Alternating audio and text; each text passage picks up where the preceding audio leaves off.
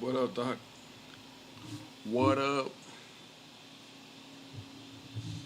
What's up, a Christian? How are you, brother? What up, what up? Don't mind the messy hair. I am getting a haircut, inshallah, very soon. Buenos dias. What up, Cisco?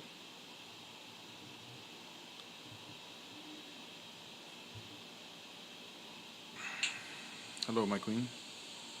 Hey, love. Where was my notification? I didn't even share it yet because I was doing the YouTube stuff. Hold on. Where's my share button? Okay, well, apparently I don't even have a share button anymore. What is this?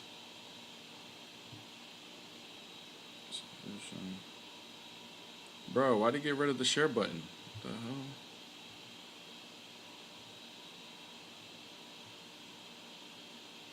Okay, guys, I don't even know how to share it anymore. I'll be real. They put like a TikTok shop button in there. Okay, I gotta go in here. Share. There we go. Dang, I gotta go to the menu now to share? What the hell is this?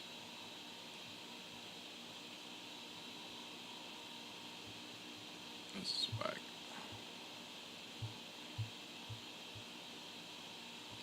This is whack.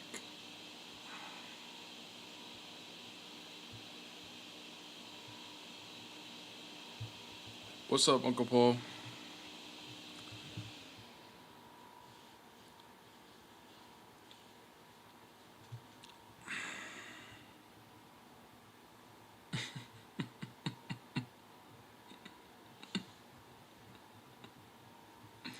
I don't know if this guy's for real or if he's trolling me, but he said that my messy hair is the curse of Allah.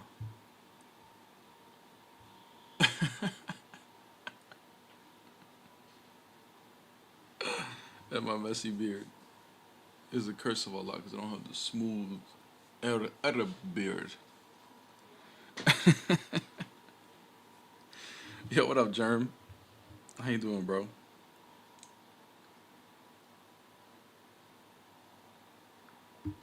Hope everybody is well. What's up, Nemesis?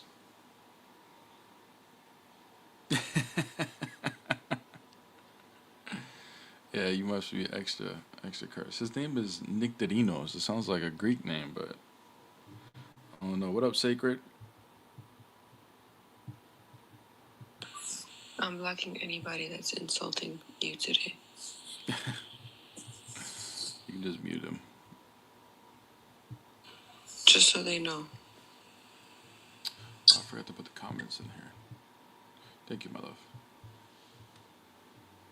There we go. Now we got the comments.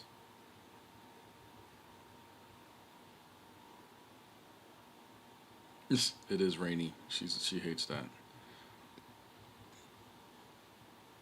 Yeah, the logic in Nick Knive was good yesterday.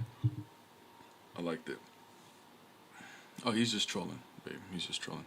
Leftidus, good morning, brother. I figured he was trolling. What up, Blanco?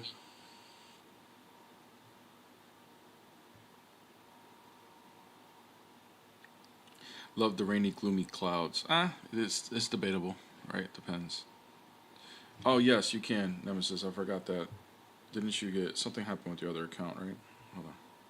I got you, gang. I'm going with you, gang. I'm going with you. Boom. Look at that. Easy. Easy. Oh, man. I think I got a echo on this guy.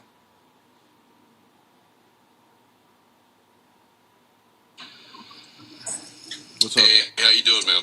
I'm doing good. How are you? Good, good. Hey, I got a quick question. I'm not a Muslim. I just have a quick question. I'm guessing you're a Christian, right? Yep. Are you, do you believe Jesus is God? I do. What would you say to 1 Corinthians 15:24? What's it say? It's basically, I'm going to paraphrase, It's when Jesus hands everything back to God and he becomes subject to the Father. Okay. What will he be once he hands everything back to God?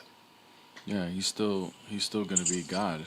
I mean, we're talking about the authority that he earned in his human nature because he emptied himself according to Philippians 2. So we have a God spirit and a God flesh. No, the person is God. But when So he when he returns the kingdom back to the Father, to God the Father, as that verse exactly says, after destroying all dominion and authority and power, what is he going to be after that? he's still gonna be king, he's still gonna be God. So he's going to hand everything that was given to him. God was given something, and he's going to hand it back to God himself. He's still going to be God. Yeah, the thing is, you're thinking of God as just one person. We believe in the Trinity. So you believe in the Trinity as well, brother? Of course. Oh my gosh. Have you heard of Yohanan Kama? No. Have you heard of the older manuscripts changing in First Corinthians from originally being blood, water, and spirit to Father, Son, and Holy Spirit? Yeah. Oh my gosh. Give me 1 second. Give me 1 second. What the hell? Freaking person just hit my freaking car. That's what you get. That's what you get for talking. That's what happens when you start blaspheming the Holy Spirit. That's what happens. Man got in a car accident in the middle of denouncing the Trinity. Look at that. All of a sudden you heard boom. Right after he just got done blaspheming the Holy Spirit. Look at that. Look how God works. Damn. If that ain't an eye opener, bro. Yeah, I clipped it. If that's not an eye opener, guys, I don't know what is, man.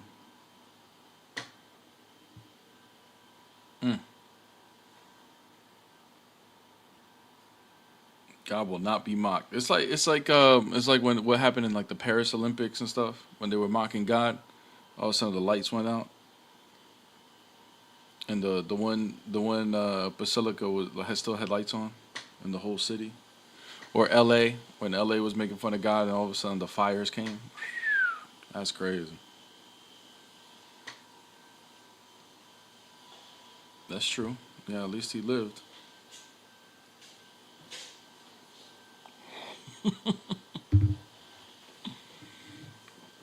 The funny thing is, it was like right after he was done, basically saying the Trinity is ridiculous and stuff, and you hear a boom, and that crazy, man. That's crazy. Yeah, exactly. Exactly, Cisco. What's up, Johnny Blends? What's up, Johnny Blends? Johnny Blends says, "Morning, Bear, from Dallas, Texas, in the building. Love to you and peace. Thank you so much, guys. Don't forget to follow Peace. Don't forget, I put her link in the description for her YouTube. She will be dropping content very soon on YouTube, but it's not there yet. Just hit the subscribe button and make sure you follow her too on her TikTok. That's where she goes live right now. So I know a Christian. He was laughing and then boom. So funny.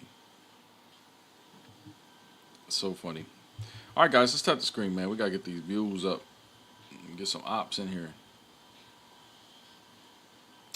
Bear, why do you think Muslims always consistently confuse essential properties with hypostatic properties? Because in their mind, they want to collapse the persons and the essence. They have to. In order to hold that the Trinity is illogical, they have to collapse the persons and the essence. So that's why they get it confused, yeah.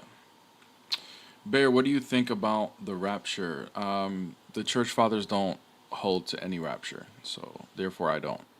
So I go with what the church fathers say.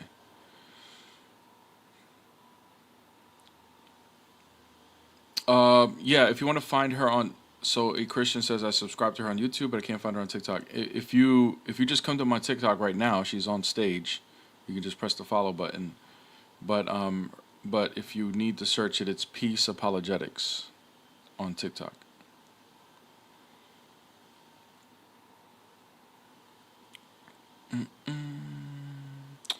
Are you well versed on Hadith? Christian Prince kills with Hadith. Any reason you don't often reach into that bag? Yeah, I'm not. I'm not as well versed in Hadith as Christian Prince. I can tell you that right now, guys. To be honest with you, like, I'm not really like a polemicist. Even though I know recently I've been bringing arguments, right? I'm not. I'm not really a polemicist. I'm more of an apologist. So, I started off my journey challenging Muslims to refute Christianity. And that's really primarily what I've done is just defend Christianity over and over again. So I don't really flip a lot of arguments back. But I do have some up my sleeve. Don't get me wrong. Doesn't mean I don't have any, right? Obviously, you guys have seen me run uh, the Islamic Dilemma. You guys have seen me run No Free Will, Allah being illogical, Tawheed. As far as like evidence as to whether the Quran is from God, like how did Muhammad verify it was Gabriel, like those things. I have my arguments. I got like my stuff up my sleeve. I just don't have as many as Christian Prince. That's all he does. All he does is attack, right? He doesn't defend Christianity, you know. But I bet you, if he was to defend Christianity, he could do it here and there, but I probably have more up my sleeve than he does. J Niner got the polemics down. Yeah, Jay, he definitely does. Yeah. Same with Sam. Yeah, Sam is he's maxed out on apologetics and polemicists. Like on polemics, I mean. I like the polemics, but I actually did enjoy apologetics a little bit more, but I actually enjoy apologetics more, to be honest with you. But I do polemics because I know people enjoy. Apologetics is just easier, I think, to do because to do polemics you have to like study more. It's not my forte. Mm-hmm. Thank you, Johnny Blends. He says, me and Logic are my go-to apologists. I appreciate it, man. Yeah, Jay Dyer is great. See, Jay Dyer is more of an apologist. He doesn't do... He has polemics, but he's more of an apologist for orthodoxy.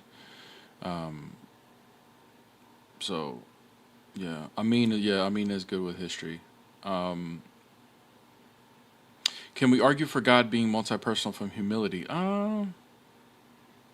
Maybe? I'm not sure. Yeah, Jay Dyer doesn't show any emotion. He's like a robot, man. He's like a robot, man. So he's pretty stoic. I gotta watch the rest of the interview with Ruslan. It seemed pretty good. It seemed like it's just a long interview, man. Holy crap. Have I ever heard of Aiken? Yeah, I just heard of him when he was debating Sig on Christology of the Eastern Orthodox Church and the Oriental. And then I just saw some clips of him like debating Libiano or something. Jovan says, I'm pretty sure Jay Dyer has spent half of his waking life reading. I'm positive. That guy reads a lot. He's definitely a reader, man. For sure.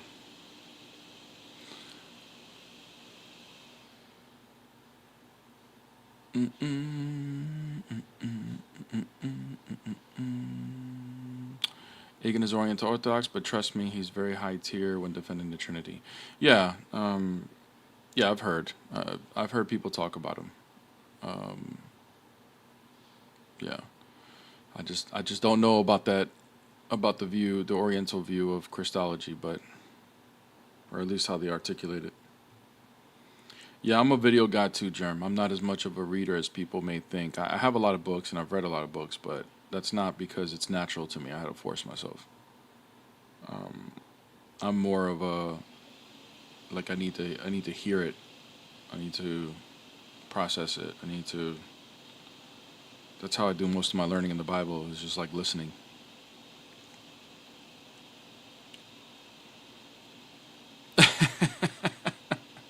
Answers for Christ says Jabril says read, Bear, and I'm like I won't read, not because I can't, but I won't. This is not my thing. No, it's guys. It's not that I can't read at all. It's just not natural to me. It's much more. I've learned most of the Bible by listening to lectures, listening to people break it down. I can visualize it in my head easy.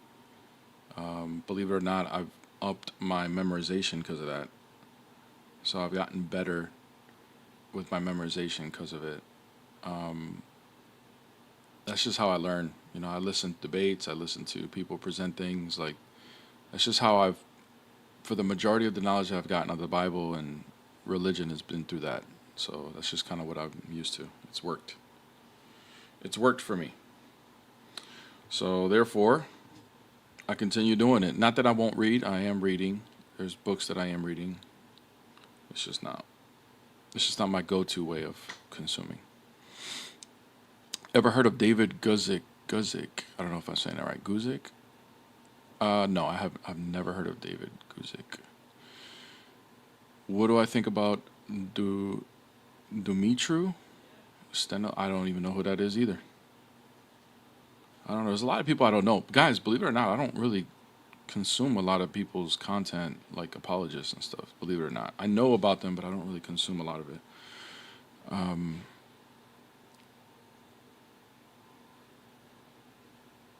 Yeah, there's only like a couple people that I go to.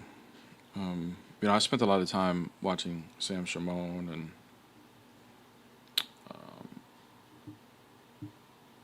Sam Shimon. I learned a lot from. But I'll watch like Jay Dyer once in a while, even though I haven't consumed a lot of his stuff. His 6 books on Eastern Orthodox faith is a must read. Okay, cool. Man, now that I'm thinking about it, like David, oh, Dumitru. No, maybe I don't know who that person is. I was thinking maybe it sounds familiar, but nah, it's not ringing the bell. I ain't gonna lie. Yeah, it's United Orthodoxy. I feel the same way. Like, I'm pretty disappointed that Sam is saying the things he's saying about Eastern Orthodox Church. Now I do know Vladimir Lasky. I definitely know him. But I don't really hold I've it. been seeing it for months. It's been a while. Yeah, he's bugging out. Like, look, I think personally, just as long as I've been watching Sam, there's definitely like some mental health stuff going on with him. Like, he has that. And I know he's been through a lot with like his marriage. He got like cheated on and stuff like that. So, like, I think he struggles with stuff like that. And, probably more than just that. So I don't really take it personally because I know how he is, and he just reacts to certain things a certain way that's just not, you know, whatever, however you want to take it. And I learned a lot from him, right? So I'm appreciative of his knowledge and his talents, but I cannot get myself to keep listening to him, regardless if I take it personal or not. Him saying the stuff that he's saying about the Orthodox Church, I just can't. At some point, it's just like, all right, I gotta stop. So unfortunately, I've stopped listening to him because of that, and me continuing to listen to him will be, I don't know, maybe it'll never happen again. I'm not sure. So Hamza, StreamYard, Babibi, StreamYard. Guys, should I try bringing this guy up on StreamYard to see if you guys can hear it good or what? I'm just afraid it's gonna like echo or something. It's not gonna be good. I don't know. I think it's too soon. I think we gotta get kicked TikTok popping first. TikTok is coming up a little bit. Let me see if I can. I'm just gonna try it. Hey Hamza, if your audio doesn't sound good, bro, to TikTok and everything, I might cut it short, just so you know. But yeah, here.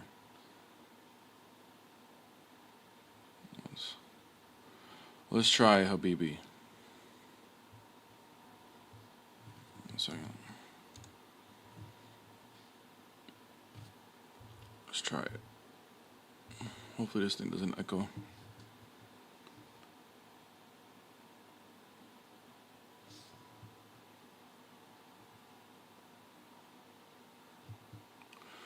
Go ahead, Hamza. Hit that link.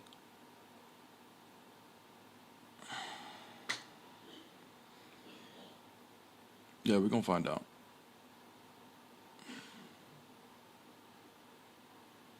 Sam, I didn't even know Sam speaks Arabic. What are you talking about? Yeah, why? Look at Hamza talking all that trash, and now he's not coming. What the hell?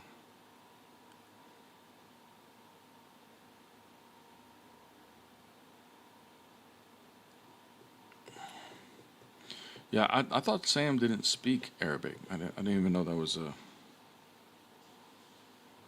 I didn't even know that was a thing. Yeah, he don't speak Arabic.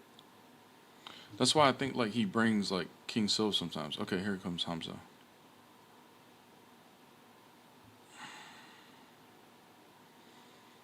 What up, Hamza? Yo, what up? What's up? What's up? Been a few days, man. Been a few days for what? I've been trying to get up here, man. Oh, okay.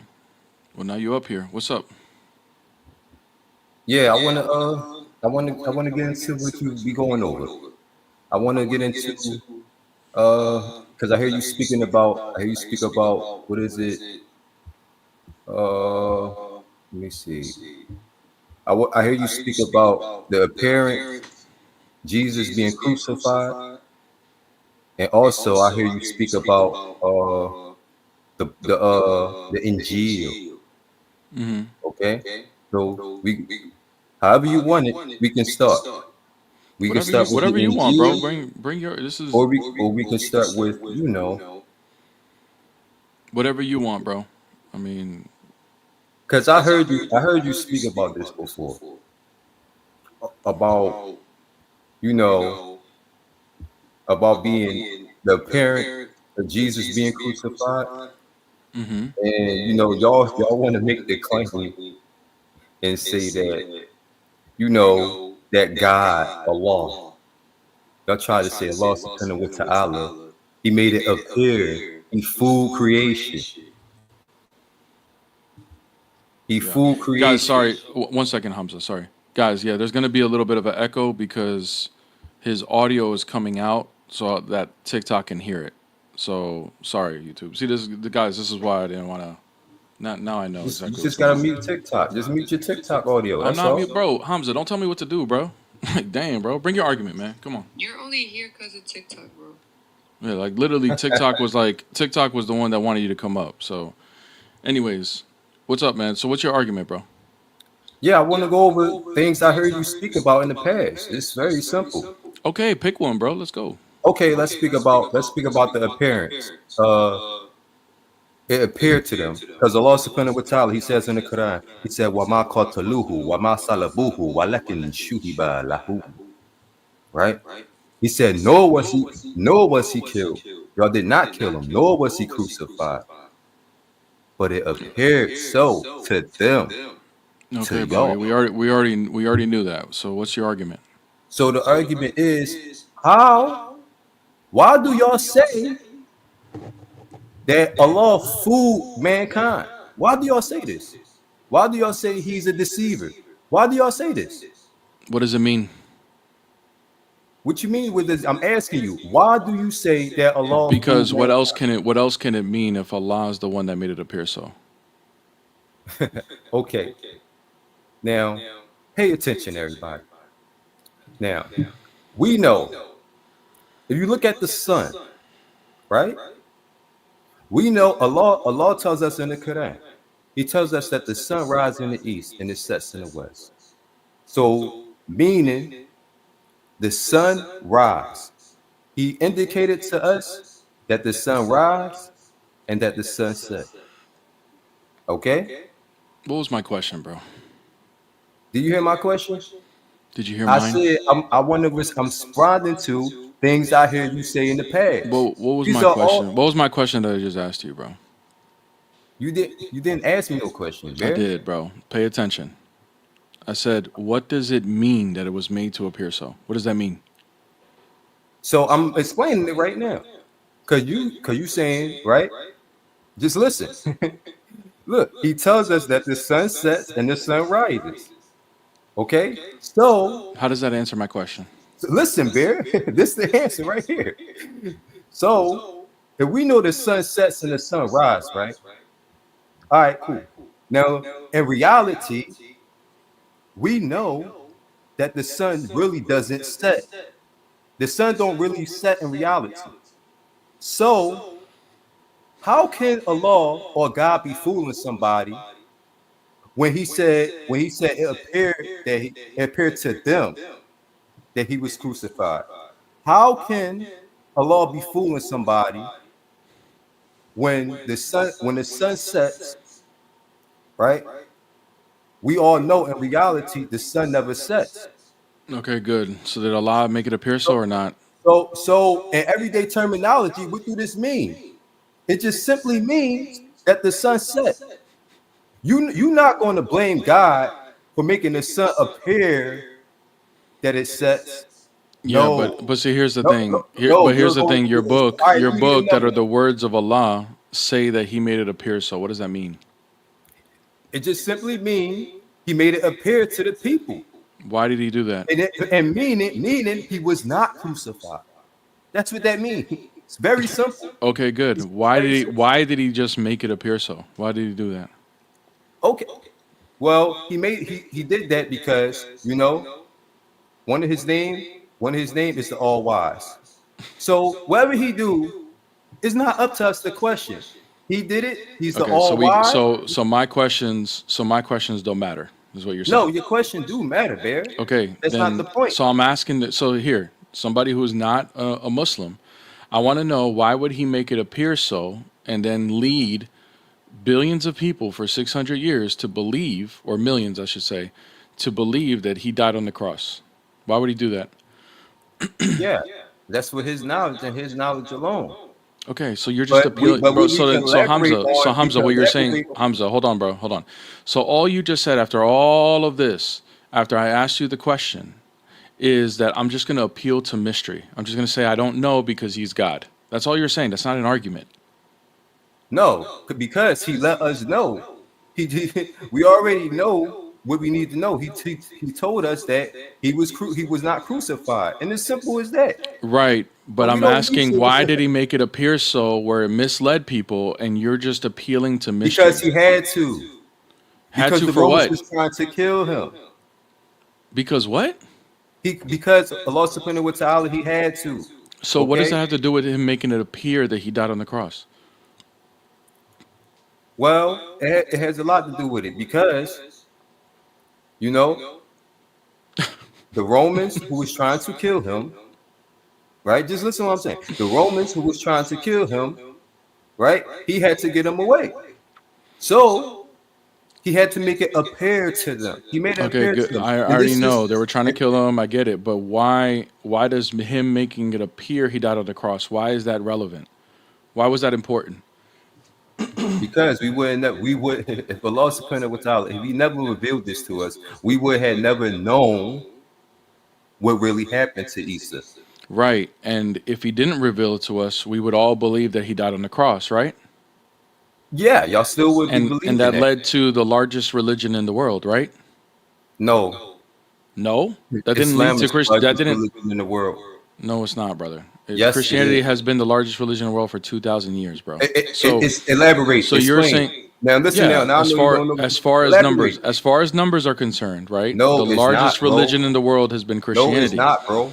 and Christianity is based off. Protestants, Catholics, and Islam, Sunni Islam.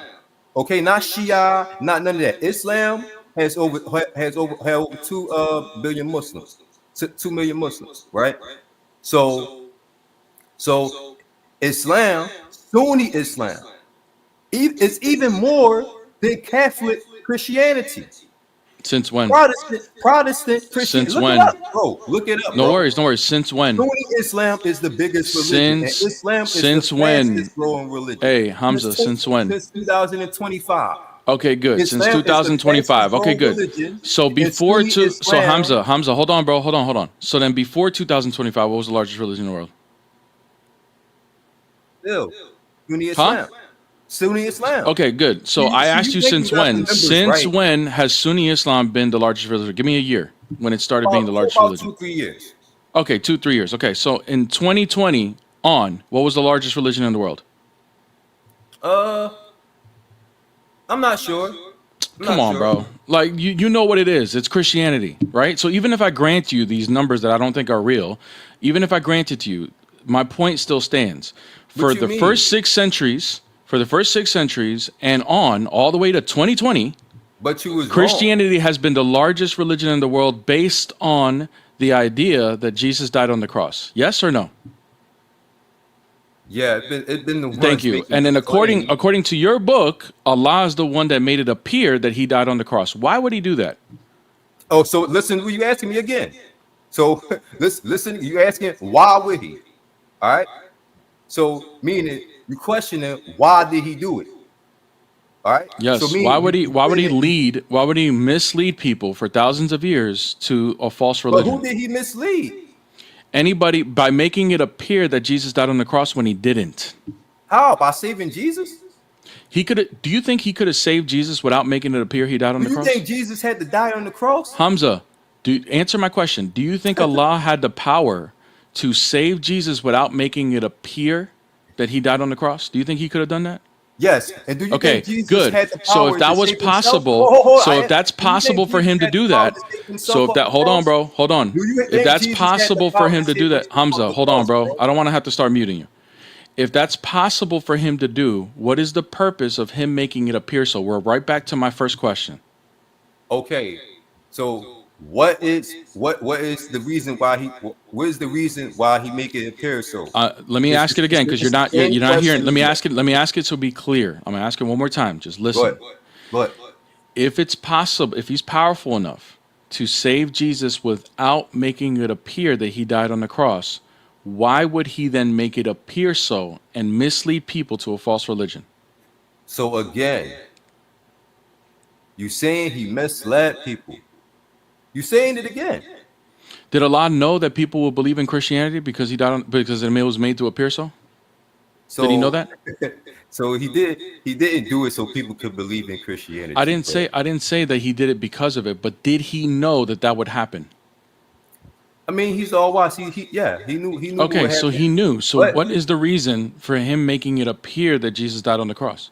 It's very simple, to raise him to the heavens. Brother, I understand. I'm not talking about saving but Jesus. These are the answers, I'm not talking about saving Jesus. I'm talking about why he made it appear so. Those are not the answers. It's not an answer. The reason he made it appear so, very simple, because they was trying to crucify it. It's very simple. Hamza, you just admitted that that's not the only way that he could have saved you. He didn't need to make it appear that he died on the cross to save well, him. he did. I understand. Okay, good. So if you're just saying, well, he did, and we're not asking, then you're just appealing to authority. I don't hold your God to be real. Nobody's appealing to authority. So that's not an explanation. There's not an explanation. What I'm doing, Bear, is I'm going off of the evidences that was provided.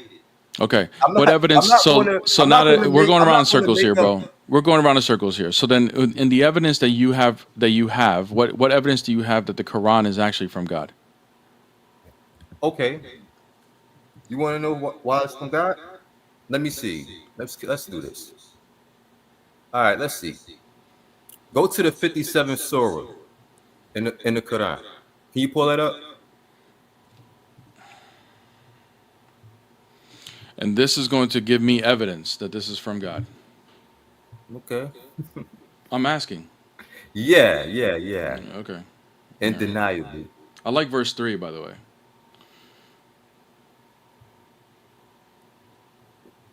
So Surah 57, the Surah Hadid. Hold on. Yeah, take your time. Take your time. How is the Quran from God? All right, what's up? What we got? Okay. Can you go to verse 25?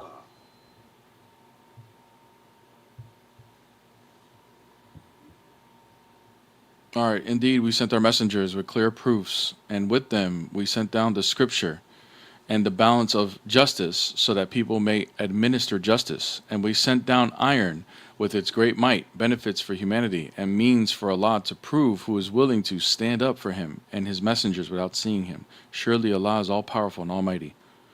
Oh, wow. Okay. What should I have gotten from that? Yeah.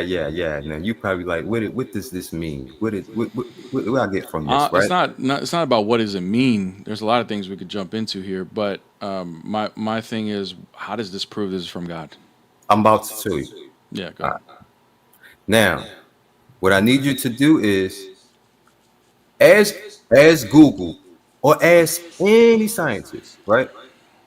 Go on Google and say, is iron 31? Is iron located 3,100 kilograms in the middle of the earth? Okay, Don't ask it. I'm just gonna grant it to you and say, oh wow, this is gonna be a scientific thing that they know. No, Okay, but I so want you to show your audience. bro, I've looked up all this stuff. Let me just go ahead and grant it to you. Okay, cool. Let's say you're right You about know? that. How does that prove this from God? Okay. So if we look at this, y'all, the Quran has 114 chapters. This surah right here is Surah 57. So 57 plus 57 is 114. Wow. Meaning what I'm telling y'all, that this surah is the middle of the Quran. This is the middle of the Quran, Whoa. right? Whoa, that's crazy. Yo, somebody Oh, had you me ain't in seen chat. nothing yet. But listen, this is the middle of the Quran. Now, if you go on Google and you ask Google, Are you getting you to say, Google, bro? We opened up StreamYard for this. so Come on, have an argument. Like you don't even know. I'm elaborating. I'm elaborating. That's very rude. Can I finish? Can I Alright, finish? cool. Thank you. Yeah, but Thank you. you do gotta speed it up though, bro. Come on, like how does this prove it's from God? Come on, bro. Be patient. You're not trying to help me out. You're not trying By to. even letting you whip on StreamYard. Okay, so again, this is the middle of the Quran. If you go on Google and you ask Google, how far is iron located? Is iron located 3,100 kilograms in the middle of the earth? Meaning, everybody know that iron is located in the middle of the earth. But here's the point. Here's the point. This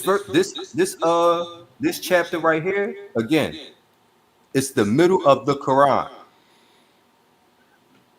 Allah says The we whole sent chapter is down middle of iron. what? It's the middle Hold of on, the babe. Quran? Hold on, babe. Hold on. Ooh. Why does that prove it's from God, bro? Because look, Allah says what? He said, and we sent down iron with great might. So science would tell you that iron is not from this world. They would say Oh, that it came from like a meteor. It came from a star. This is what scientists would say, not me. This is where they say iron came from. okay. All right. Okay? So Allah says in the Quran, Surah 57.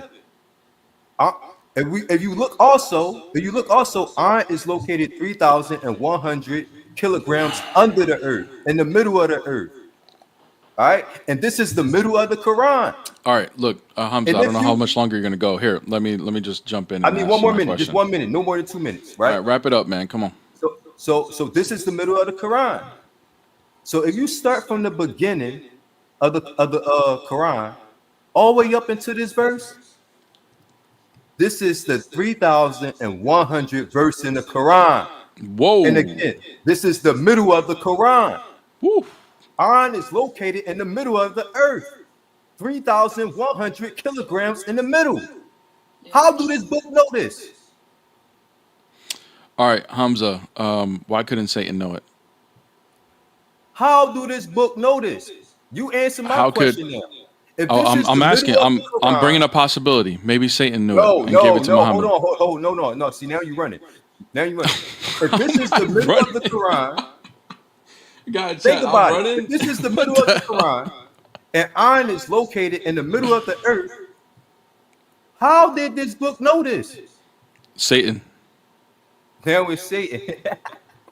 How? Yeah. Why wouldn't? Why couldn't Satan know? Hey, why couldn't Satan know it? Tell me how it's Satan. I'm saying that's a possibility. It could be from Satan. Remember, no. Well, the thing is, Hamza, here, bro. I let you monologue for like a minute, bro. I don't normally do that. All right, man. So the thing is, you're presenting something that Muhammad couldn't have known in Arabia, yada yada yada. Okay, cool. Let me just grant it to you without even looking into if this science actually fits or not. Let me just grant it to you. And if I grant it to you, right, you're saying that there is no other possibility of anyone else knowing this but God. But that's not true. It's possible that Satan could have known. I never said that. Okay, well then you're supposed to be bringing evidence that's supposed to be proving this is from God. So now you presented this, and you're admitting that there's a possibility that someone else could have known this, like Satan. From God. I never said it's from nobody else. I would never say the Quran's from anyone else. Okay, good. So you're saying that no one else could have known this but God, right? Yeah. Okay. Why wouldn't Satan know it? Why couldn't he know it? Because where did Satan make a claim that he knew this? He doesn't need to. I'm asking you, why is it not possible? Hamza, we're exploring possibilities here. I'm saying, why is it not possible? Can you give me a good reason why it's not possible that Satan could have known it? Because Satan doesn't have a revelation. It's simple. He don't have a revelation. You don't think Satan? Wait, Hamza. You don't think Satan knows more than humans? You don't think Satan knows more than humans? What you say? You don't think Satan knows more than humans? No, I didn't say that. I said Satan does not have a revelation. Okay, good. Forget the revelation. You agree? Hold on, Hamza. Hold on. Follow me here because you're not actually following. Go ahead. So Satan doesn't. I don't forget the revelation. Satan knows more than humans. He has more knowledge than humans. Correct? See, now you're changing it. Yes, he has. I'm not changing it. I'm still here, bro. Follow me, man. You are changing it. No, I'm not. Follow Hamza. Do me a favor, bro. Do me a favor. Look, Hamza, I'm going to boot you off the stage if you're not going to show me the same respect. I sat here and listened to you for minutes at a time. Didn't interrupt. Well, all I did was tell you got to speed it up because we're not going to monologue. If you're not going to be respectful back and follow along with me after I did the same courtesy for you, then we're done. Do you understand? Yeah, I'll listen to you, but you were sarcastic the whole time, bro. Like, let's be real. So what? You could be sarcastic too, but follow along. So you want the respect, but you're not giving it. Like, come on, bro. Yeah, nonetheless, you could be sarcastic back if you want, but at least show the respect that I allowed you to speak. Nonetheless, I'm not going to lower my character because you lowering yours. No, okay, then don't lower your character, bro. Stop crying and let's continue on. Follow along. Stop being the crybaby and let's go. Okay, here we go. I'm gonna try one more time. Okay, follow along. Satan knows more than has more knowledge than humans. Correct? Yes, Satan has more knowledge than humans. Okay, good. I would agree with that. So this is something that even humans discovered on their own because scientists discovered things about iron later on. Correct? Yeah, the Prophet Muhammad sallallahu alaihi wasallam discovered this. I got you, bro. Answer. I got it, Hamza. I got it. That's not my point, Hamza. That's not answering my question. Later on, Hamza, hold on. Don't divert. Stay on track here. Humans, I'll grant it to you. Muhammad knew about this. Okay. Later on, scientists were able to discover it on their own, right? Because of who? Not because of Muhammad. They're able to discover it because they're scientists, right? Because of who? Yes or no? Did science confirm this or no? Did science confirm what? Everything about iron that we know about iron. Did they confirm it through science? No, Muhammad confirmed it. All right, bro. Take it easy, bro. Have a good day. Yeah, you don't want to answer. See you later, bro. Have a good day. See you later. Yeah, it's just silly, man. He said, It's just silly. At the end of the day, guys, if science, if humans were able to discover this on their own, if they're able to discover this on their own without a revelation, why is it not possible for Satan, who has an advantage over humans, to also know this too? Right? Humans have a lesser advantage than Satan does, and humans were capable, maybe much later, maybe they had to get the technology and the science down. But if they're capable of discovering these things on their own, why is it not plausible for Satan, which is a higher being that has a better advantage, why is it not plausible for him to discover these things? It doesn't follow. yeah, obviously, my love has a lot more patience than I do, a whole lot. But first, the biggest red flag is a beggar in the chat. Anybody that begs to come up, this is why I personally don't, because look, the beggars are always the ones that just are actually slow. I'll say that. Yeah, I just wanted to see if I can get some content. Hold on, let me say. We had a guest over here, they left. That's okay. All right, guys, thank you so much.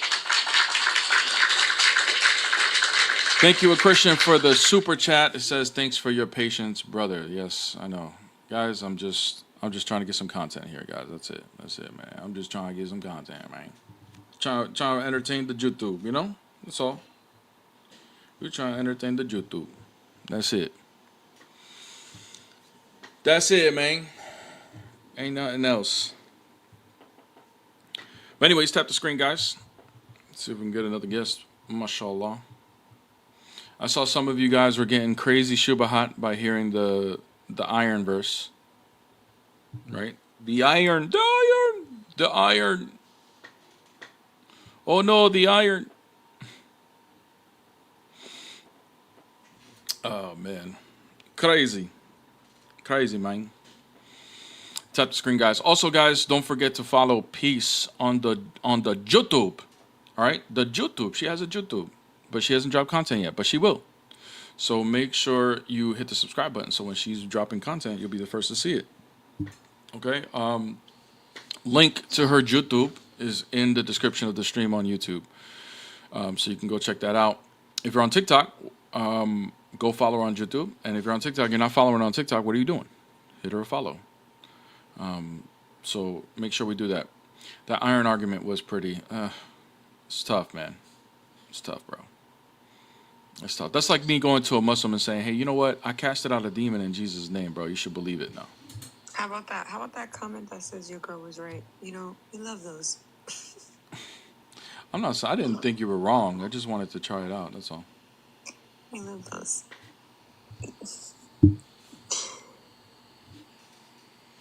Yeah, I put it back on, Tori. I took it off because it was in the way when I was looking at the verse, so I put it back on. No, I'm not saying you were. I wasn't wrong. Like you wasn't wrong. I was just saying about the guy. Yeah, arguing for Allah from black metal. That's kind of crazy, man. How many kilograms was it? I don't know, man. Like 13,000, something like that. He said, whatever. Chapter 57, whatever, is like smack in the middle of the Quran or something. I don't know. Some with the numbers, man. Some with the numbers, you know. You know, I saw somebody like predict like 9/11 was gonna happen or something, or he saw a prophecy of 9/11 by using like numbers in the Bible or something. It was something crazy. I'm like, what the hell? What's up?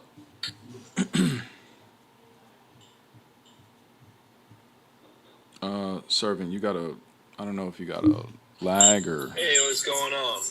What's up, man? Hey, it says you got bad connection, so if it's a lag or something, bro, you're gonna need to come back. You hear me now? Yeah. Okay. Yeah, you're gonna have to come back, bro, because it's really laggy, and we're not gonna be able to have a conversation. So come back when you're better. It looks like the iron argument convinced some of the chat, though, you know? Oh yeah, yeah.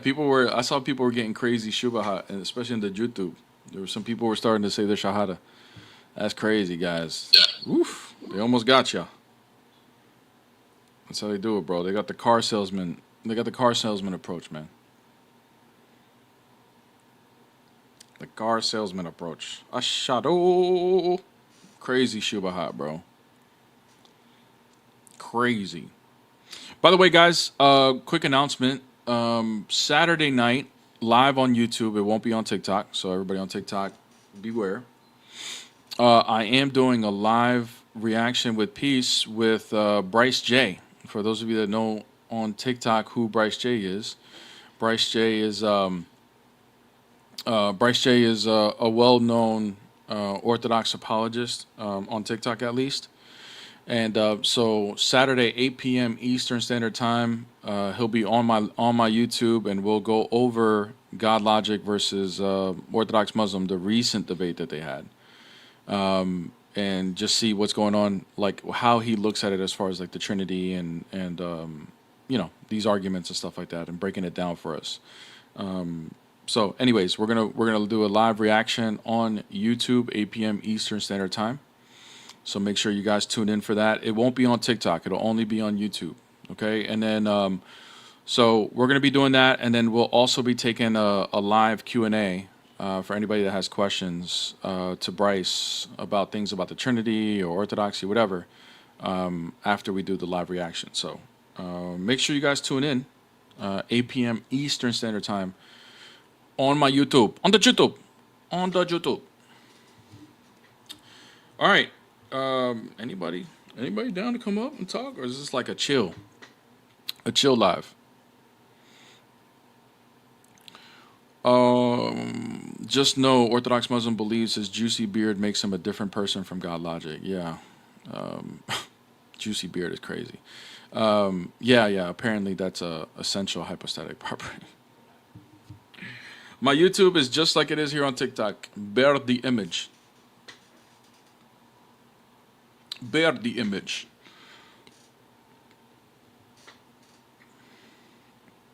Yeah, it's a hypostatic property. Yeah, absolutely. Chilling on the YouTube. I don't know. The thing is, what happens when he shaves the beard? Is he not Libiano anymore? Who does he become if he shaves the beard? That's a mind bender. What happens then?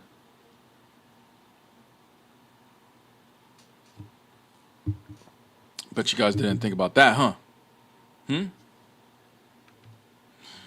Hey, thank you. Thank you for the super chat. That car crash on the blasphemer was crazy. Yeah, that was kind of crazy. I'm gonna try to get it. I'm gonna get the clip down and see if we can make something funny out of it. Yeah, for those of you that don't know, earlier on the live, somebody came up, my first guest, and he wasn't Muslim, but I don't know what he was, but he obviously denies the Trinity. And right in the middle, like right after he's done laughing at me believing in the Trinity and basically saying how ridiculous it is, you hear a car hit him, bang. And he has to get off the live because somebody smacks him on his car. So if that ain't a sign from God, I don't know what to tell you, bro. I don't know what to tell you, gang. The noose is darkened. You got it clipped on. Yeah, we definitely got it recorded. We heard the smack and everything. It was just like, whoom. Crazy. Like right in the middle of him being done, saying something ridiculous. And then bam. Bram.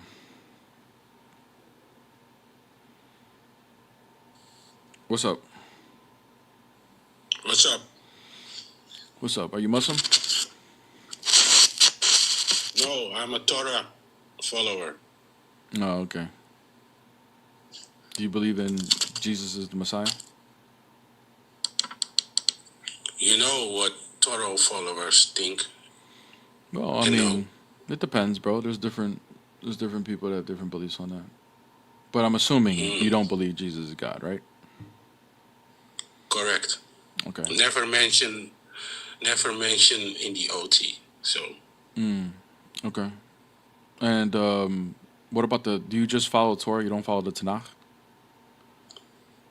I follow the Tanakh, right? Oh, okay. All right. So you do follow the Tanakh. Okay. So has your Messiah come yet or no?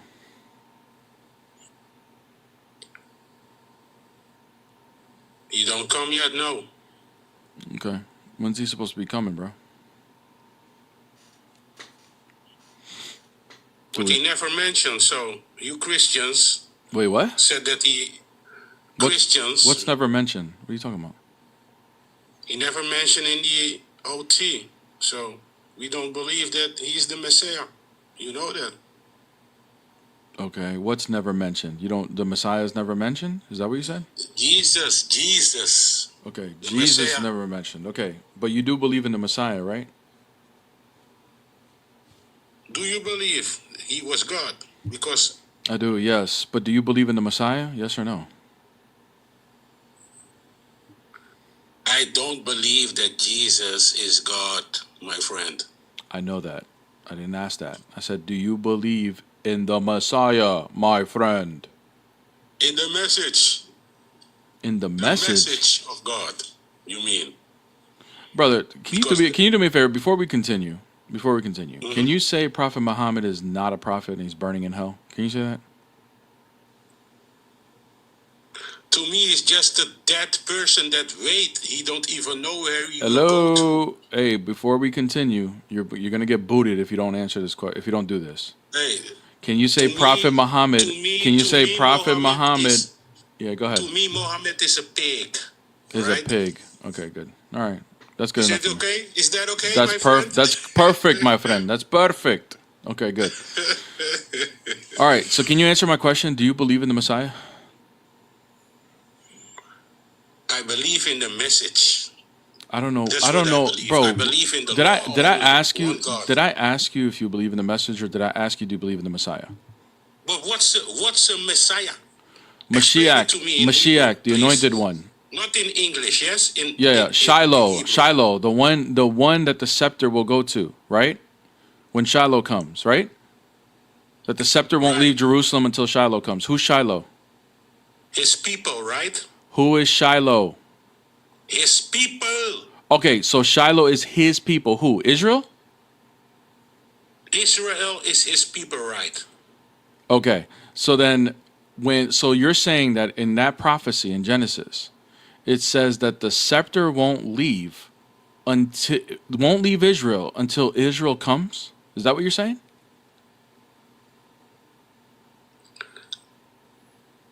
Israel go back Bro, what to the hell? Yahweh. That's what he means. That's not what right? it means, bro. It literally says that the Because royalty of Judah, please, when you talk, the when you royal, talk to me, don't talk the about royal the English scepter. version. Hey, shh, quiet down, Because you try quiet to down, quiet down, quiet down, quiet explain down. everything in Here we English. go. When it says that the scepter of Judah won't leave until Shiloh comes in Genesis 49, what does that mean? You're muted. It means to you, my friend. Explain it to me. No, I'm because- asking you. What does that mean? No, I don't know. I don't know.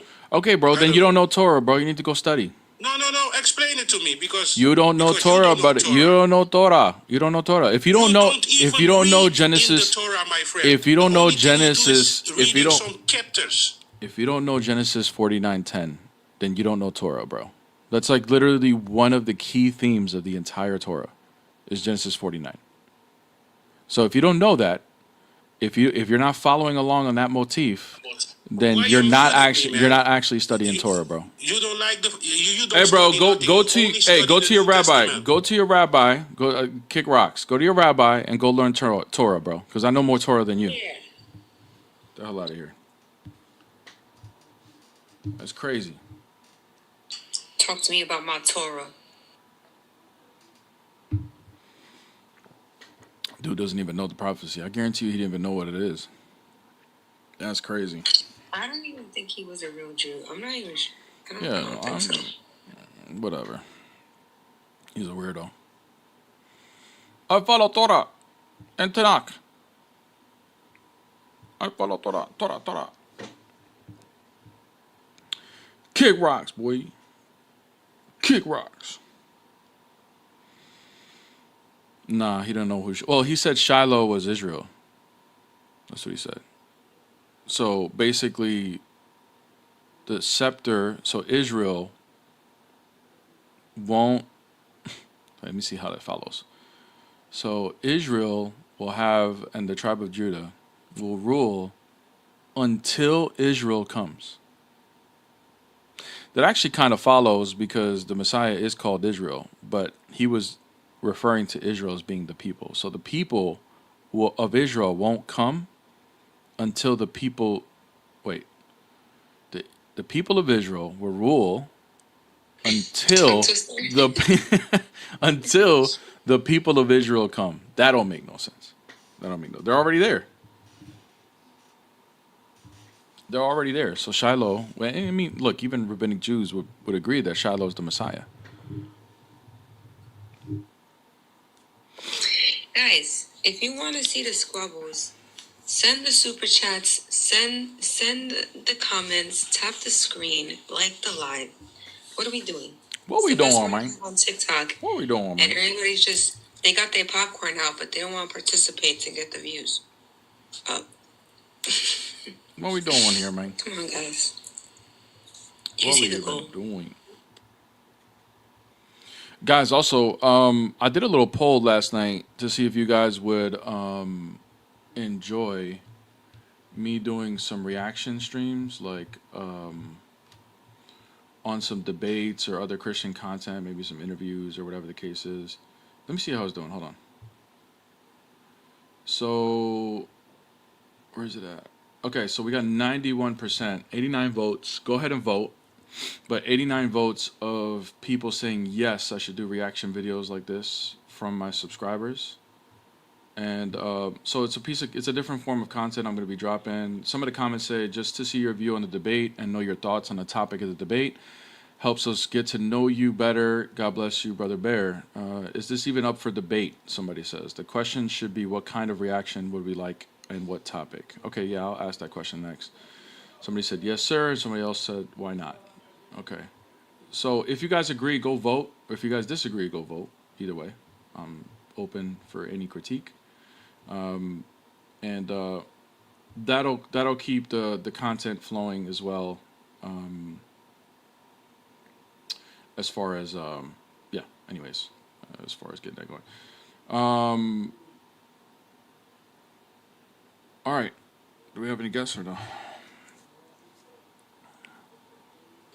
Now you gotta say something crazy, to troll, to rage bait them in. Yeah, probably. Yeah, Tori, I don't plan on just doing Islam. That's kind of why I want to do it too, is to diversify a little bit. Is to talk about other topics. And touch on it. So we're gonna touch on a broad topics. We will react to some Islam stuff though, for sure, but it won't be the only thing. Just to let y'all know.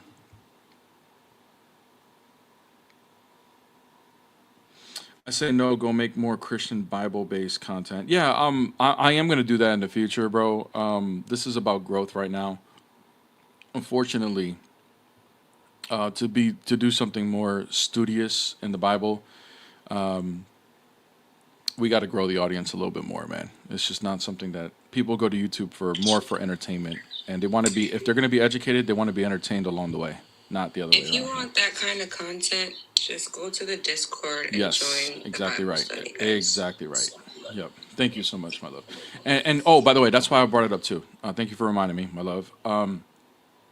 That's why I even brought it up to begin with. If you guys are for me doing reaction videos, I'm going to create a channel. For now, you can put it, just tag me in the general chat. I'll try to create a channel later today. But if you guys have content you want me to react to, right, join the Discord. And for now, do it in the general chat. I think after this live, I'll create one, a channel specifically for reaction videos, and then just upload what videos you would like me to react to, and I'll pick something. You know what I mean? I'll pick something that's the best. So I would love to see what kind of options I have. You guys can help me. And then obviously let's stay current. I want to try to stay current. I want to do this on a weekly basis, maybe do multiple of them. And I think it's a good way for you guys to get my take on certain things and hopefully learn. You know what I mean? So thank you for the super chat. Elodie M, thanks to you both. Keep up the good work. Your patience and cool are inspiring. The truth needs to be heard by all. not just Muslims. Amen. Amen. Yes. And my goal is to aim to everybody. Guys, Islam has been a niche of mine since I started. Just so you know a little bit reason why. When I was trying to figure this out, I got a guess up here. 1 second guess. Sorry, I'm almost done. When I first started really diving into the Bible and trying to understand the defenses for it, I thought that Muslims were the best at challenging it. Meaning, I don't think the arguments were good, but they consistently attacked Christianity. So it was just an easy way to get more answers, more answers, more answers. So I learned a lot from watching these things. And so now I'm doing it for you guys so that you guys can learn on how I respond to their answers. So that's why Islam has always been a thing for me. But I do want everybody to learn, right? Not for every background. So that's why sometimes I open it up for others, not just Muslims. But anyways, Mac, what's up? Hey, what's going on, man? Thanks for having me. I actually have a question. I don't know Sure. if you can answer me, but Are hopefully you you can help Muslim? me out. Are you Muslim? No. Oh, okay. Are you Christian? Yeah. Okay. You believe in the Trinity? I like to think I am. Okay, no worries. Do you believe in the Trinity? Yes. Okay. All right. What's your question? What's up? The question is, so like, from my understanding, like Prophet Muhammad, he's buried in Arabia somewhere, if I'm not mistaken, and like Yeah. all these different cultures that had their religion, like Buddhism and Hinduism, all stuff, like all their like prophets are like buried, and Jesus Christ, he and again, Barry, this is another question that I wanted to ask you. He's what happened to Jesus after the resurrection? Is he still amongst us, or is he in heaven?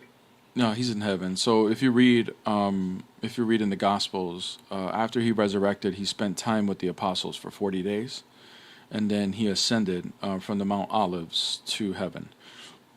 And then 10 days later, they received the Holy Spirit at Pentecost. So Gotcha. yeah, so he ascended to heaven, fully resurrected in his human nature, glorified state though. Gotcha. And that's the thing. I got to be honest. Like I would say, like from people I've spoken to, some people say that that makes it a little bit more confusing for them. But for me, I feel like that's the answer right there. Right. I mean, from my understanding, even in the Quran, it says that Allah sent Jesus to heaven. So it's like if Prophet Muhammad was really the word of God, and he was like the number one guy, like his right hand man, like why is he not up there and why is Jesus up there? Right. Yeah. No, that's a question that people do bring sometimes. And the other thing is, why in Islam does Jesus come back to judge when God is the only one that judges? Right. So that's the other thing too, because even Jesus comes back to judge on the day of judgment. So that's another thing too. But yeah, no, it's legit. That's Gotcha. Hey, all right, man. I appreciate it. I'm actually at work, but I really, really wanted to come in and ask you. No worries, man. All right, man. Take your time. Thank you, bro. Anytime you want to come up, you could definitely come on up and ask questions. Thank you, man. God bless. Have a great day. All right, see you later. No, guys, it's not the car crash guy. The car crash guy, his name was like something Yahuwah. Some Hebrew Israelite guy, or I don't know what he was.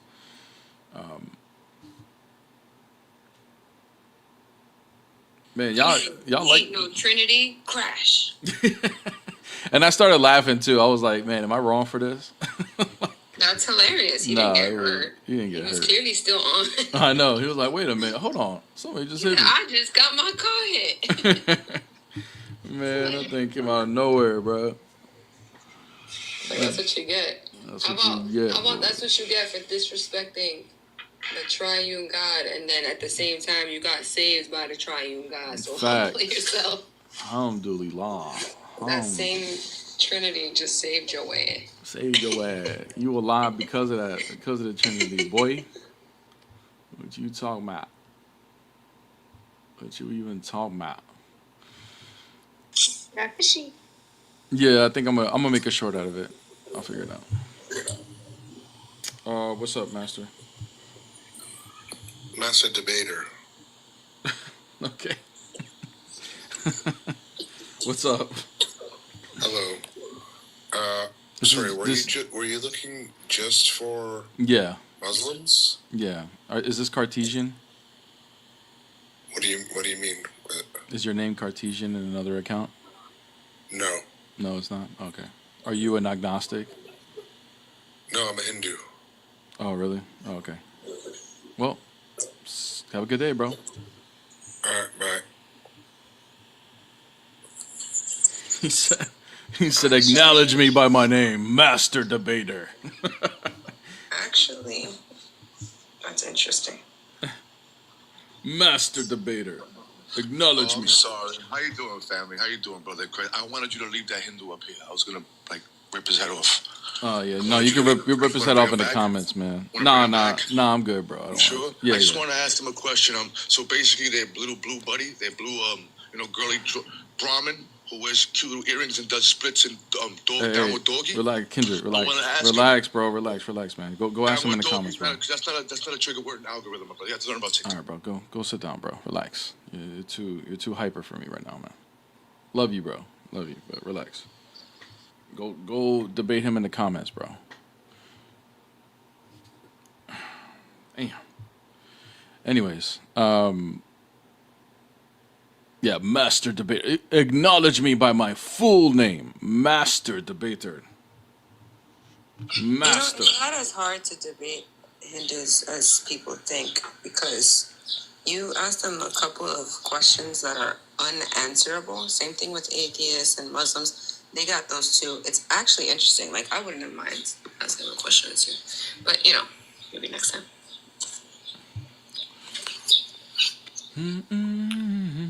What's up, man?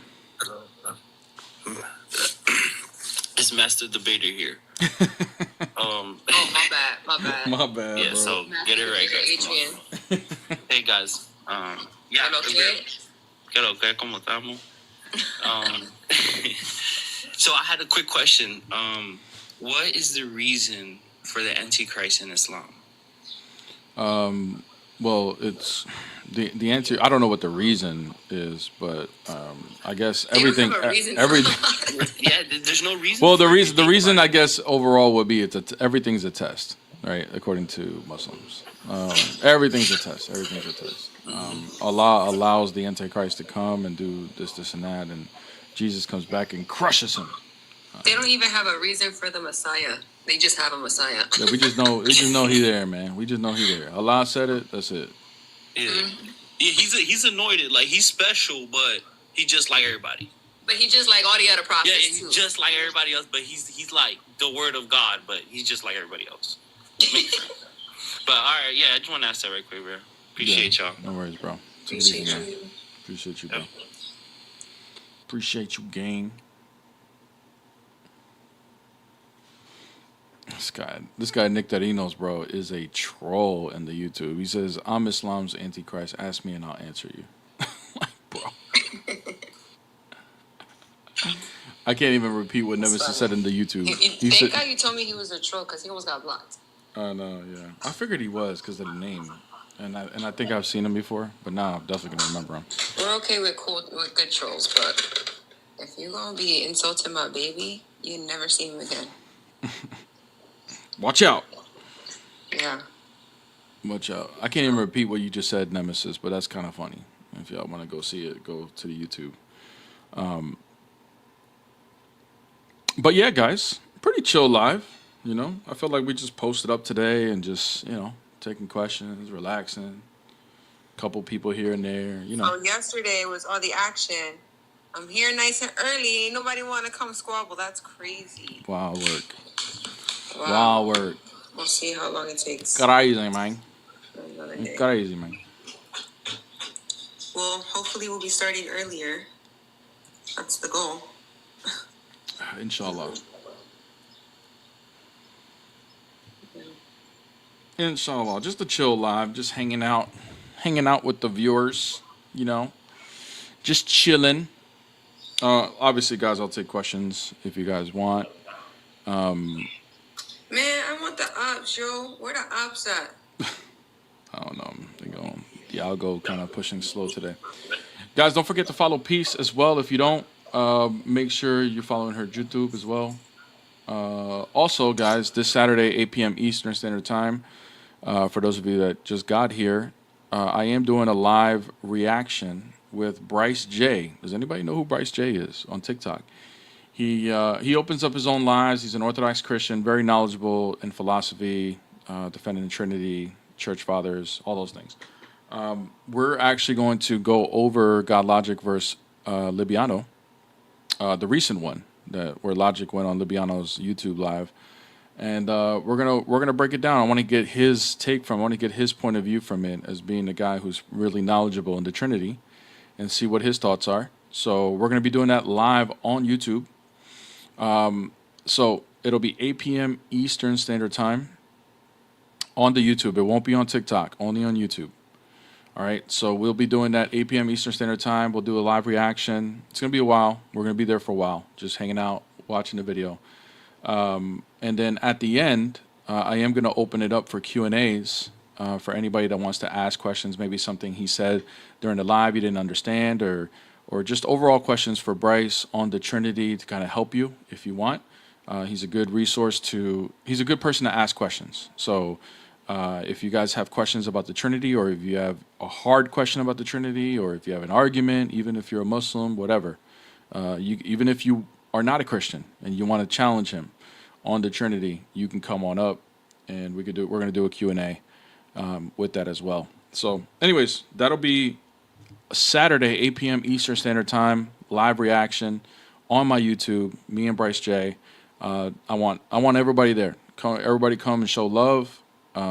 Let's do what we normally do on these lives in the morning, but we're gonna do it in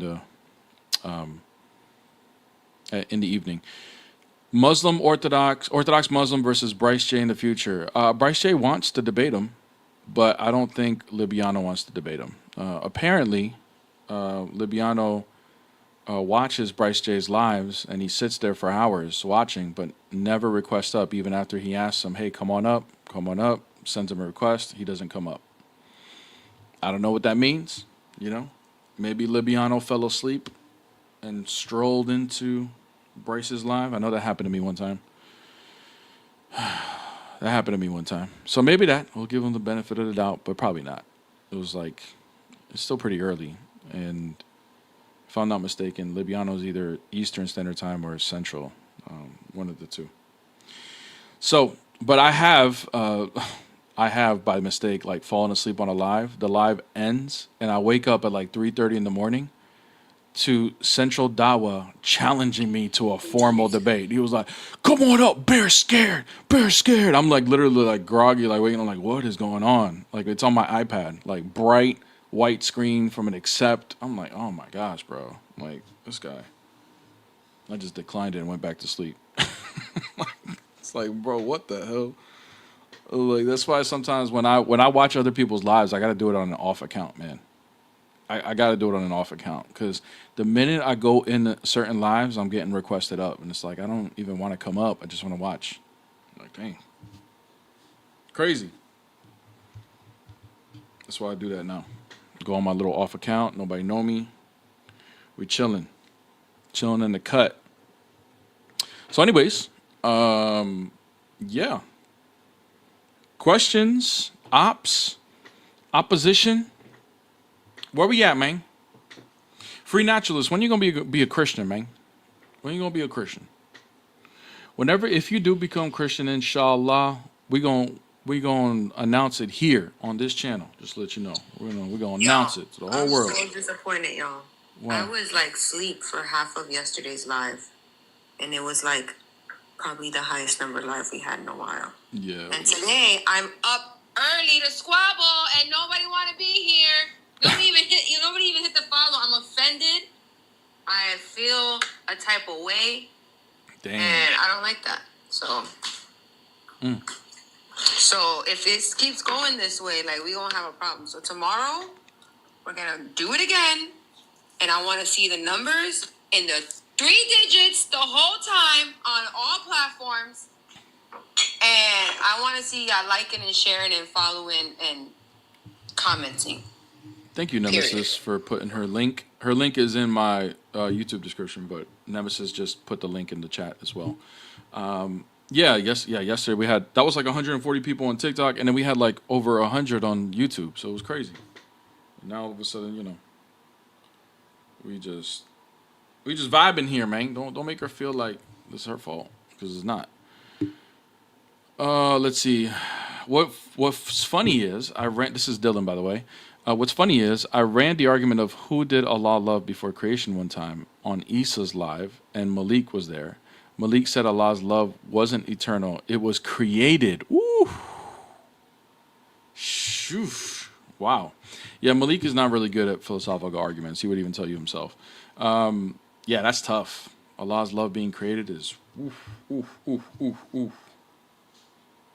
That's tough, man. We got Allah's attributes created. But it does make sense if he changes, so, you know, there we go. It don't make sense. It makes sense, man. It makes sense. Hey, we got Chrissy Montesanti. Oh! Yo, what's good? What's up? What's up? Are you a Muslim? Yes, I'm Muslim. You got a Catholic on your profile pic. He's a character, my friend. He's a what? He's a character. Yeah, he's Catholic. He's a fictional character. No, I mean, even the actor, he's Catholic. Okay, that's fine. All right, bro. You want to respond to the prompt? Why am I not Christian? Yeah. Because the Gospels are anonymous. The Gospels are anonymous. Ooh. Yeah. What makes you think they're anonymous? Don't scholars believe that? Don't Muslims believe John wrote John? Okay. Yeah. So now you're answering my question with the question. Thank you. Yeah. So no, scholars, they only believe that it's anonymous because of they're just going off of textual criticism. But What are you talking about? No. There's many reasons why they believe they're anonymous.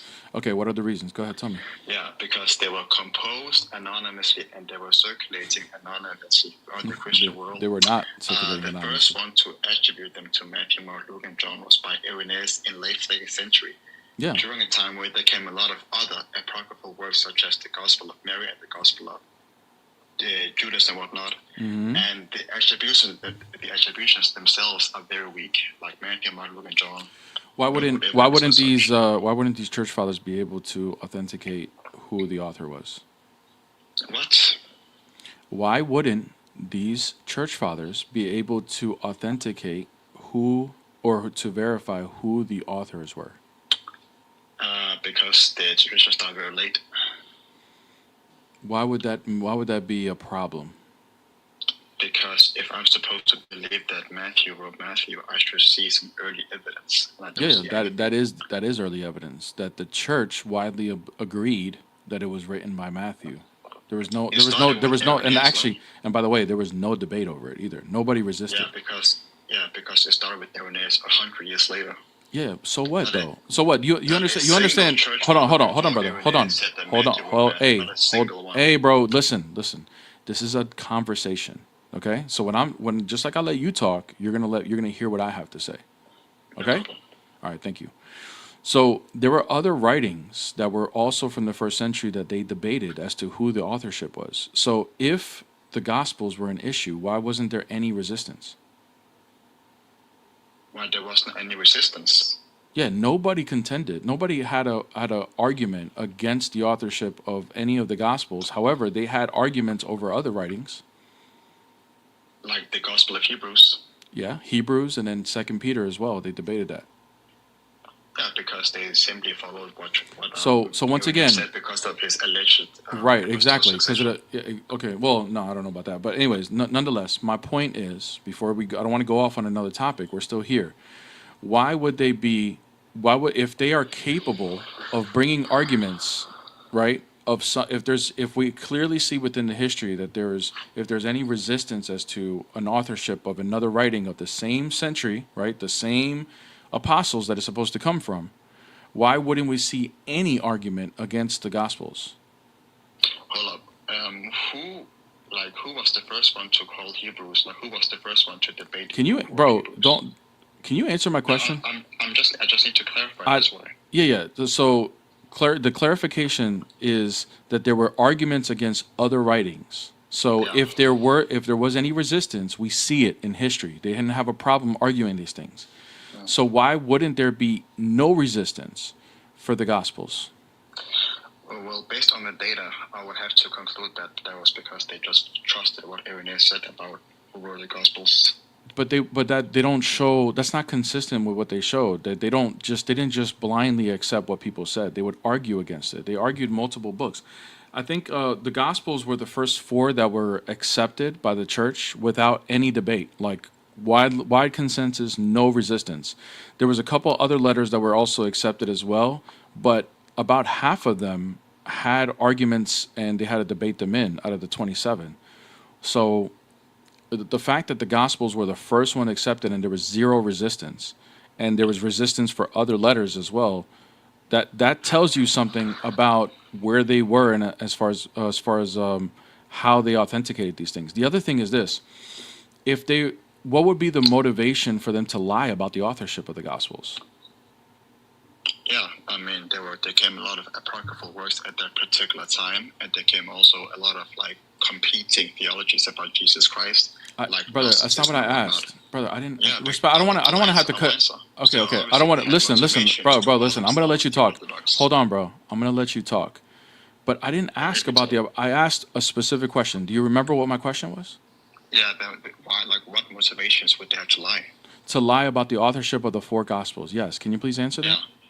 Yeah, they had these reasons because there came a lot of heretical groups and heretical books according to them. So if they want to call these books heretical in the first place, they would need to have the apostolic succession.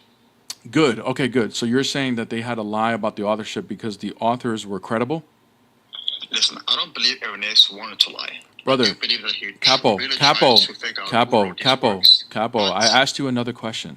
Yeah, you just So I'm ask me questions. I can't answer anything. Yeah. Well, I mean, this is how this works, bro. And all I did, and I honestly, I asked Capo. All I was doing was just clarifying your position. Can I clarify myself? Yeah, I will clarify by seeing if I understand your position. Your position is that the reason why they lied about the authorship was to give it the proper credibility, correct? I don't think they lied, but yeah, I guess you can say that. Okay, good. So that still doesn't work, and here's why. Okay. No. Who was Mark? Mark is supposed to be the interpreter of Peter. Yeah. But who was he before him being known as the Gospel of Mark? Was he relevant? He was actually more relevant than Matthew, so yeah. No, he wasn't. He wasn't relevant at all. He was a Gentile. He was mentioned more times in the Bible than Matthew. So what? He's mentioned 9 times. Before, but these are the writings that you're questioning. This is circular, bro. You're going to the writings that you're putting in question. As far as he is concerned, Capo. At that time. All right, bro. I'm gonna have to start muting you, bro. So, as far as Mark was irrelevant, Matthew was also a tax collector, not well accepted, and then also Luke. Who was Luke? How was he relevant? He was the companion of Paul. Okay, but how did he have credibility amongst the audience? I don't know. He didn't. He was a Gentile. Yeah, he was a companion of Paul. You're correct about that. But there was a lot of people that were companions of the apostles and disciples of the apostles. That doesn't mean that they had credibility. So, for example, the Gospel of Mark, he's the disciple of Peter. You're correct on that. He was writing mostly the memoirs of Peter. What would be more credible to do? To attribute the authorship to Mark or to Peter? Well, to Peter would make sense. Okay, so if they were lying in order to increase credibility, why would he choose the one that has less credibility? I don't believe that Irenaeus tried to lie. I do believe that he tried. You said that they gave authorship to increase credibility. Can I just speak? Yeah. But you said they actually attributed the authorship to increase credibility. You said that. Yeah, to increase credibility, of course. But I think he tried to actually find the real authors, Irenaeus, but it was just not good. Okay. Well, how do you know it's not them then? It's not them? Yeah. How do you know Mark didn't write it? Okay, first of all, in Greco-Roman literature, right, Mark wrote a biography, and when it comes to writing biography, he would always claim to have received a testimony from an eyewitness. This was the standard practice. Yet Mark nowhere says that he got his testimony from Peter. You still not answering, bro? What was my question? So I'm asking you a question. What was my question, bro? What was my question? Why did How? believe Mark wrote Mark? Yeah. How do you know he didn't write it? Yeah, and I'll give you my reasons why. No, you didn't. All you're saying is it's not credible because it's not an eyewitness. How do you know Mark didn't write it? I never said this. Don't put words in my mouth. I never said this. Because my point is that in that time frame, right, when someone wrote biographies, they would always say they got it from an eyewitness if they did actually get it from an eyewitness. And because of this standard, we would expect Mark to say, I got this testimony from Peter. But nowhere in Mark does he say this, which leads me to conclude that there's no reasons for me to believe that Mark wrote that gospel because he didn't do what the standard practice was. Yeah. So whoever wrote it, let's. No, yeah, I'm about to deal with it because this is just an argument from silence. This is a fallacy. That's a yeah. So here, let me ask you this. Let's pretend. Obviously, somebody wrote it, right? Yeah. Okay. Let's see if this criteria fits. Let's pretend the person who actually wrote it was Mr. X. Okay? You can't even deal with my argument. I'm about to deal with it right now. I'm going to show you how stupid it is. All right? So, we know you do agree that somebody wrote this gospel, right? Yeah, some anonymous guy. Sure. Okay, good. So, Mr. X wrote it. Okay? Let's just say it's Bob. Okay? Bob wrote it. All right. Yeah, Bob. Now, let's look at the manuscript. Does anywhere there say that Bob wrote it? In the manuscripts,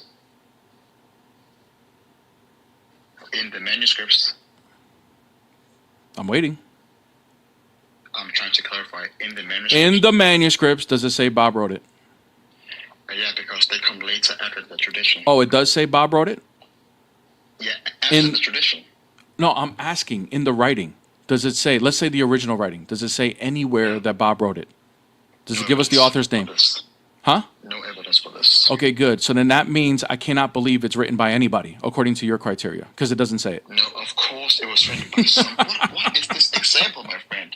The example, all I'm presenting to Capo, all I'm doing is showing you that your criteria is stupid, bro. Your criteria is stupid. You're saying, I believe it's not, I know for a fact it's not written by Mark because it doesn't say it's written by Mark.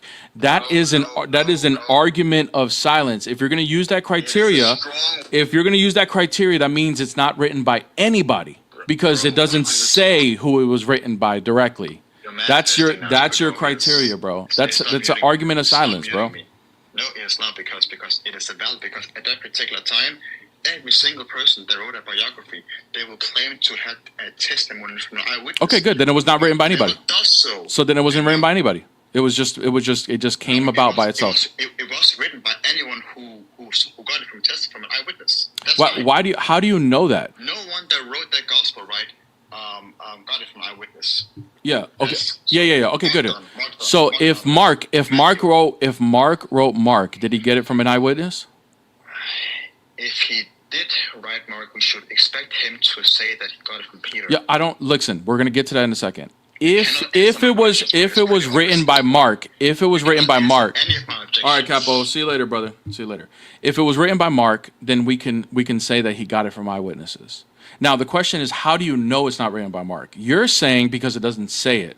So if that's the criteria that we know or not know that it's written by somebody, even if we find out somehow, or if we have some intellectual, like some supernatural knowledge as to who actually wrote it, but if we don't have their name on it, we have to say it's not written by them according to your criteria. This is called an argument of silence.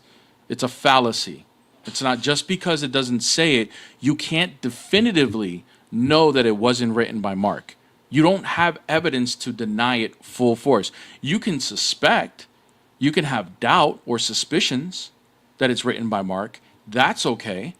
But you can't definitively say it's definitely not written by Mark. You don't have the evidence for that. Because in order for you to know it wasn't written by Mark, you would have to have definitive evidence as to who it was actually written by. And you don't have that.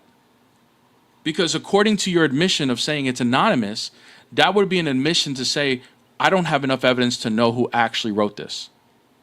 So Mark is still an option.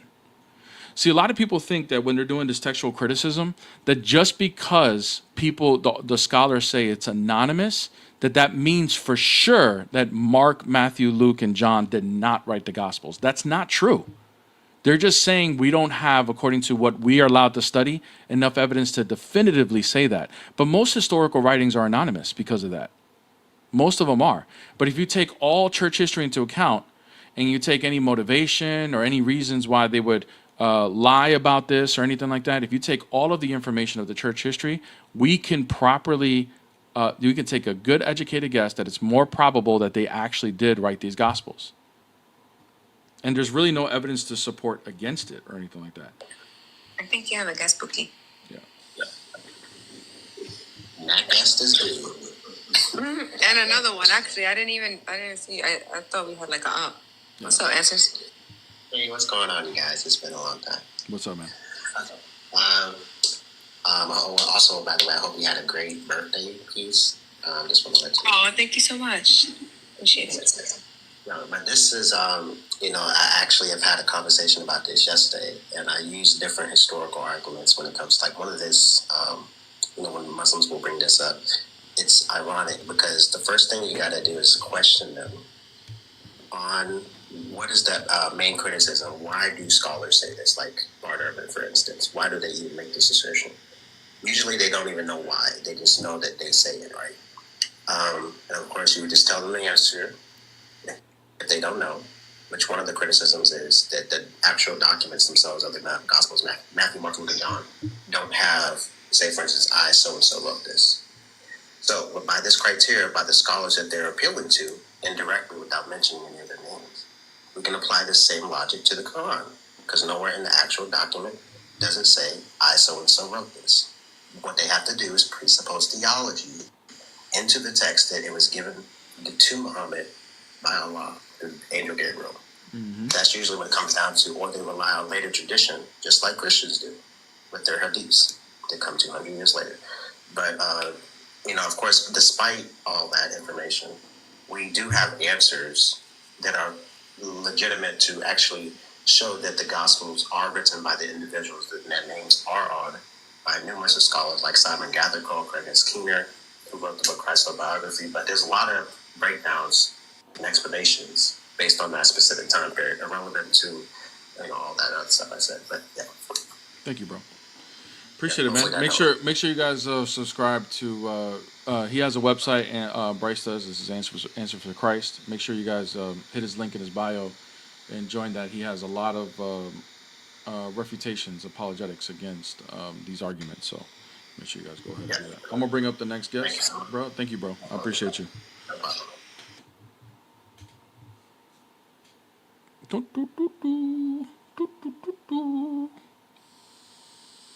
What's up?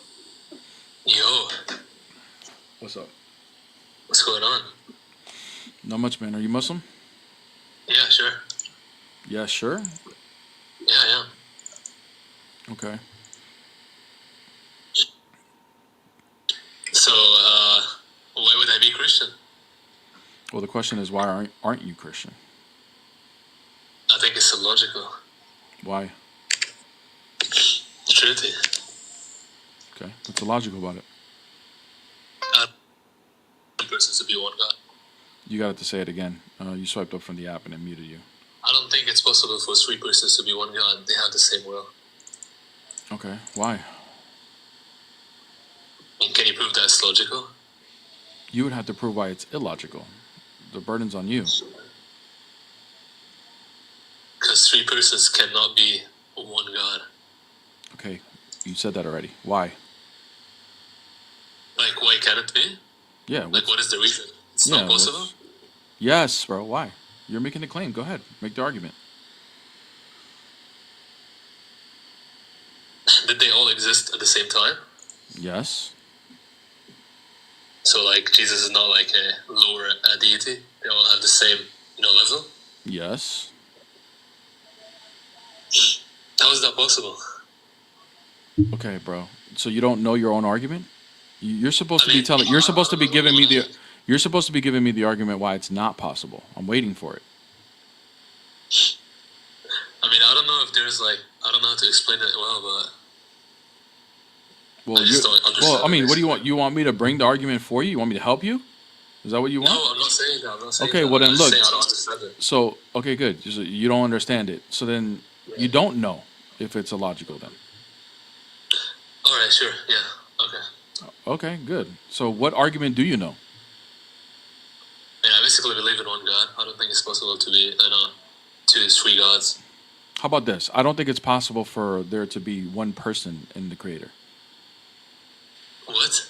I don't think it's possible. I don't think it's logical to believe that God, the creator, is one person. He would have to be multi-personal. Why? Because it would lead to a contradiction or some sort of absurdity.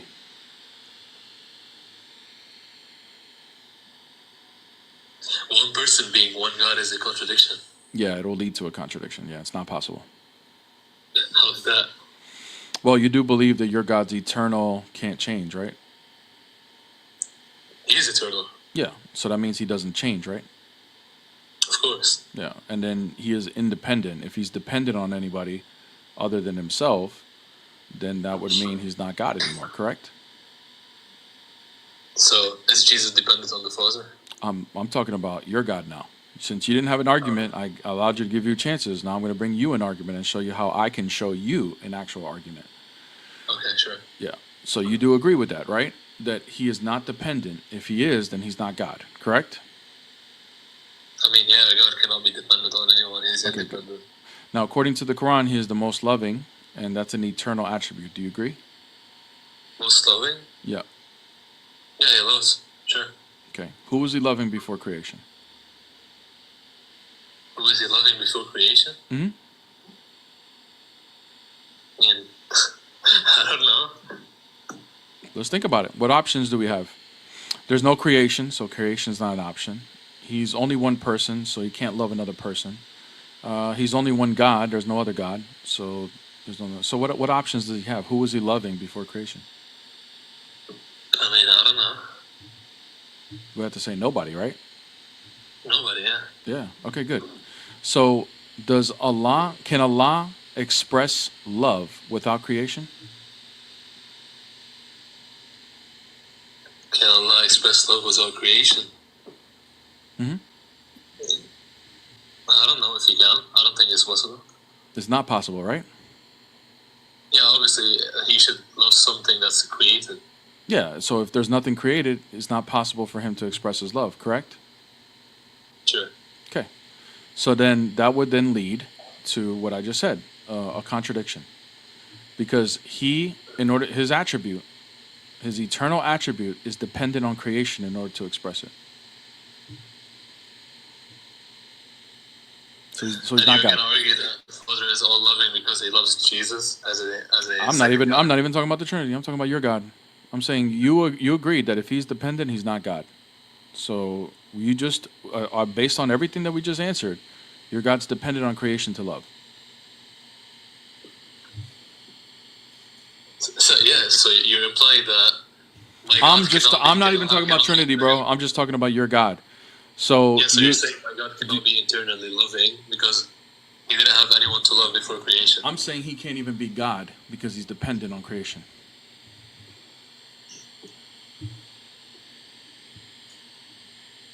Okay, so I mean, doesn't that apply to your God as well? No, it doesn't. But do you agree? Okay, so who did your God love before creation? The three persons loved each other. Now, do you agree? If your God is dependent, you don't have the answers for this. God loving. Okay, so God can love himself. So you understand? Oh, okay. So you're saying Allah loved himself? I mean, that's what you're saying, basically. No, that's not what I'm saying. I'm talking about Allah. Yeah. Those are three distinct persons. We don't say they're the same persons. So anyways, bro, I know you want to run to the Trinity, but see, here's the thing. I allowed you to bring an argument for the Trinity. You didn't have any. All you did was just bring out claims that you don't even know how to prove. I brought you an argument, and you just agreed to all of these things. My question to you now is, why are you still a Muslim if your God is not God? he can love himself. I mean, isn't that possible? Even if I were to grant, it's not really possible because it's not actual a sufficient. It's not a perfect form of love because love has to be completed. But even if I were to grant it to you, right? Let's just say he was loving himself. Okay. Bro, you also believe in the same thing, that God loved himself. Yeah. Forget what I believe. We're talking about your belief right now. Okay. So even if I were to grant it to you and say he loved himself, okay? Do you, for example, the Quran teaches Muslims to give to charity, give to the poor, right? Would you agree that that's a form of love? Giving the poor, yeah. Yeah, it's a form of love, right? Yeah, sure. Okay, good. So my question to you is, and that's loving someone else, can Allah express all forms of love without creation? Can you repeat that again? Can Allah express all forms of love without creation? I mean, sure, he can, yeah. Okay, how? How can he love someone else? How can he love someone else without creation?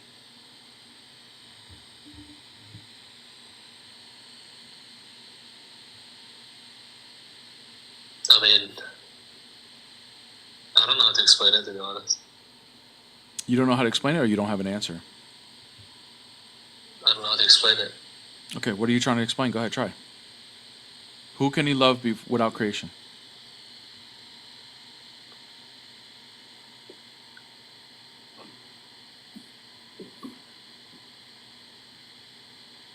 I don't know. I don't know, man. Yeah, why are you still Muslim, bro? Your God's illogical. Your God is illogical. He cannot express all forms of love without creation. He's literally dependent on creation. And if you talk to some of your top Muslim debaters, they would say that he is eternally creating, meaning that he is still dependent on creation. Because that means him creating creation is necessary, and without creation, he's not God. So he's dependent on creation. So why are you still Muslim?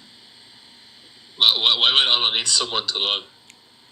Because he has an eternal attribute of being the most loving according to your books.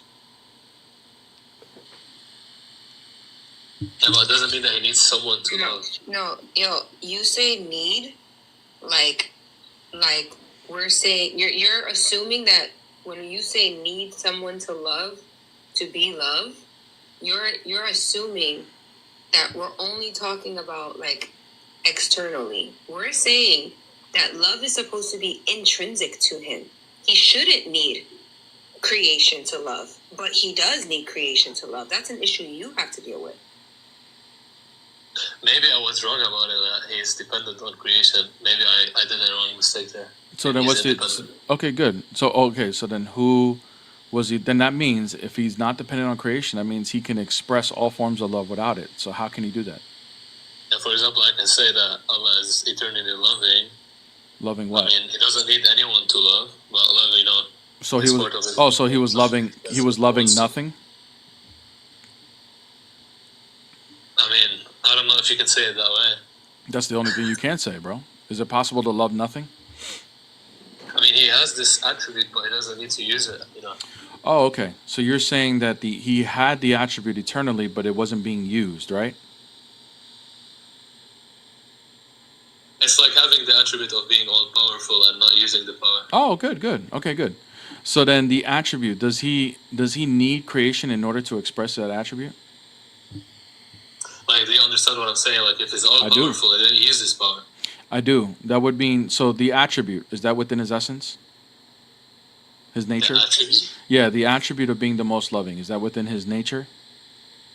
Of course. Okay. And his nature, is it eternal? It is eternal. Okay. So now, real quick, just tell me if you agree or not. The word eternal means no beginning, no end. So that means it's not subject to time, correct? Okay. And time is just a measurement of change. So going from one state to another state, correct? Can you say that again? So time is just a measurement of change, going from potential to actual, from state to state. So one state of being to another state of being. Okay. Okay. So the attribute, before creation, was it inactive or active? Both. It was both? Yeah, like active in the sense that he can use it whenever he wants, and inactive that. No, what I mean is, was it actually being used? Let me just use it that way. I don't think it was used. No. Okay, good. So it was inactive. That's what I mean by inactive. It's not being used. Okay. So it was inactive. And then when creation happened, it was being used, correct? So it went from inactivity to activity, correct? Okay. Okay, good. This attribute, if it's within his nature, went through a change because it went from being inactive to active. That's a change. That means you cannot say Allah is eternal and unchanging and then describe him changing. That would be a contradiction.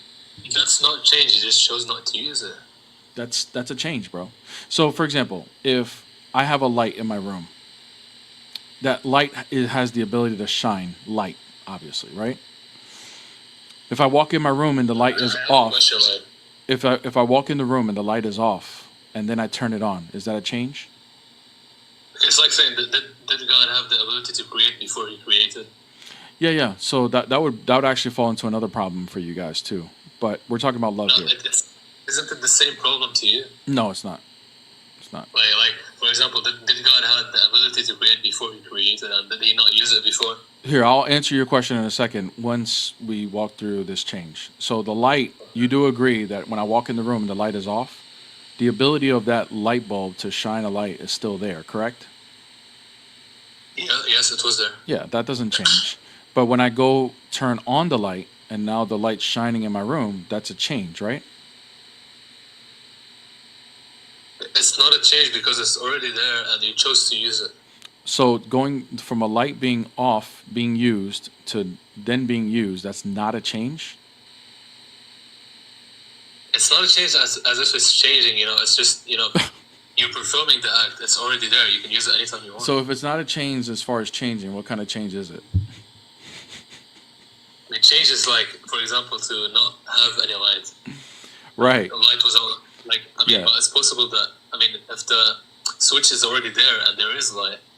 Yeah, but you do understand that within the light bulb there is a change, right? From when you turn it on, the electricity and everything starts to happen that it wasn't using before, right? Okay, but it was already there. Yeah, the ability was there, but the actual usage is still a change. Fine, sure.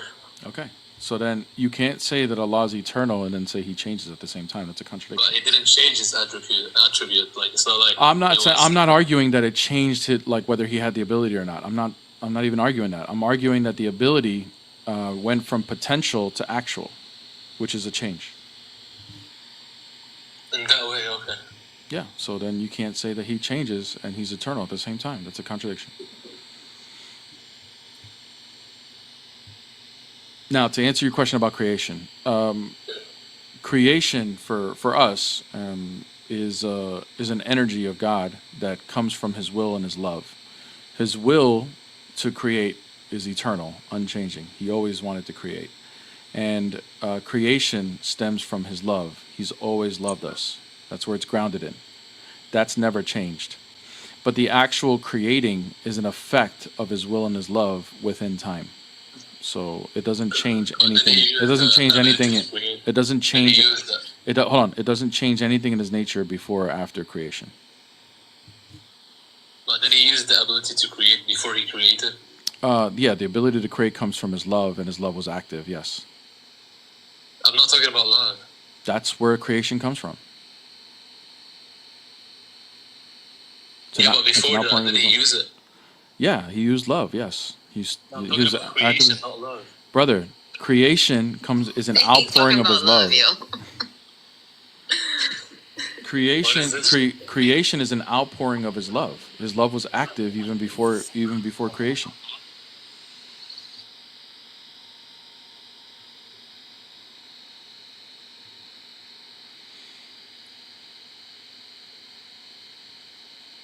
Fine, if you're gonna say it that way, okay. If you're gonna say that love is a creation as well. Love. We're not saying love is a creation, bro. It's not what I said at all. I said creation comes from an outpouring of His love. His love is uncreated, and it's unchanging, eternal. But the effect of His love, as the outpouring of His love, is what we see in creation. The actual act of creating the manifestation of his love is what we would call creating, and that happens within time. But that comes from his energy of love. So, and that's unchanging. Nothing changed before or after creation. He was still loving. Would you agree that according to you, God loved himself? No, because himself is a personal pronoun. We believe in three distinct persons. We don't believe the Father, when he loves the Son, is loving himself. He's loving the Son. But his son is not a creation. Yeah, I know. So he's loving himself, basically, God. No, God because I don't know if you heard what I said. I'm gonna repeat it. Himself is a personal pronoun. That means it's identifying a person. We don't believe that the Father and the Son are the same person. They're the same being as far as what they are, God, but they're not the same person. Those are two distinct categories. So when the Father loves the Son, he is not loving himself because he's not loving his own person. He's loving the Son, which is a distinct person from the Father. But he's still God. Who? The Son. Of course, because they share the same essence. Well, basically, when the Father is expressing love, he's expressing it to God, not to creation. What? He's expressing it to his Son, which is another person. Yeah, which is God also. Yeah, I mean, they share the same essence. They're both God, but they're not the same person. This is why your God's illogical, because he's one person and he can't love someone else.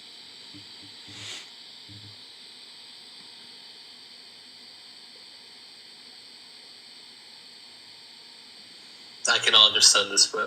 Yeah, I mean, dude, the confusion is on your religion. Your God is dependent on creation to love. Confusion on my religion when you're saying that. Bro, listen, bro. You have no room. Like, regardless of whether you understand my answers or not, I actually have answers for your questions, right? I ask you questions about your God. You don't have answers. You actually couldn't explain these things, which led him to be a contradiction. So, if I were you, right, I would stop trying to argue against Christians with the Trinity and start to go find answers about your own God. Because if you don't know the answers to these questions, this is a problem. Now, maybe there's answers out there that would explain all of these things. I don't think there is, but maybe there is. Don't take my word for it. So if I were you, I would sit here and say, you know what? Forget the Trinity right now. I gotta figure out whether my God is even logical or not first before I can even challenge Christians. And I think you need to go find answers to the question, because so far you claim two things without claiming it directly. Indirectly claimed that Allah is eternal and changes at the same time. That's a contradiction. And you said he is independent but dependent at the same time. That's another contradiction. Yeah, but wait, I didn't say the Trinity is wrong. I just said that I don't understand it. I don't Okay, think bro. it's possible for it to be right. Yeah, no worries, bro. No worries. Yeah, you didn't say it was wrong. You just said it's not why you're Christian, but you don't even know why you're Muslim now. Because why would you be Muslim if you're worshiping a dependent and contradicting God? You wouldn't do that, would you?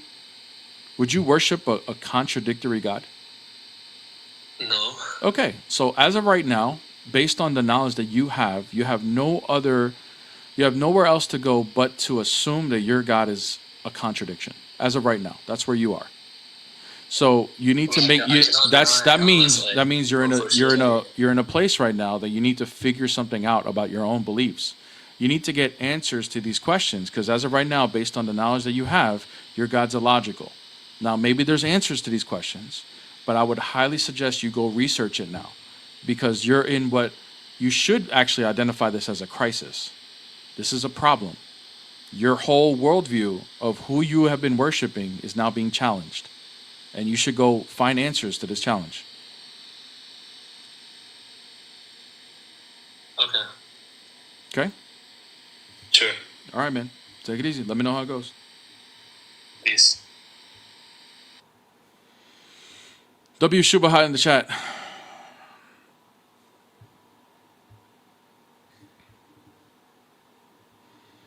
W Shubahat. Crazy, man.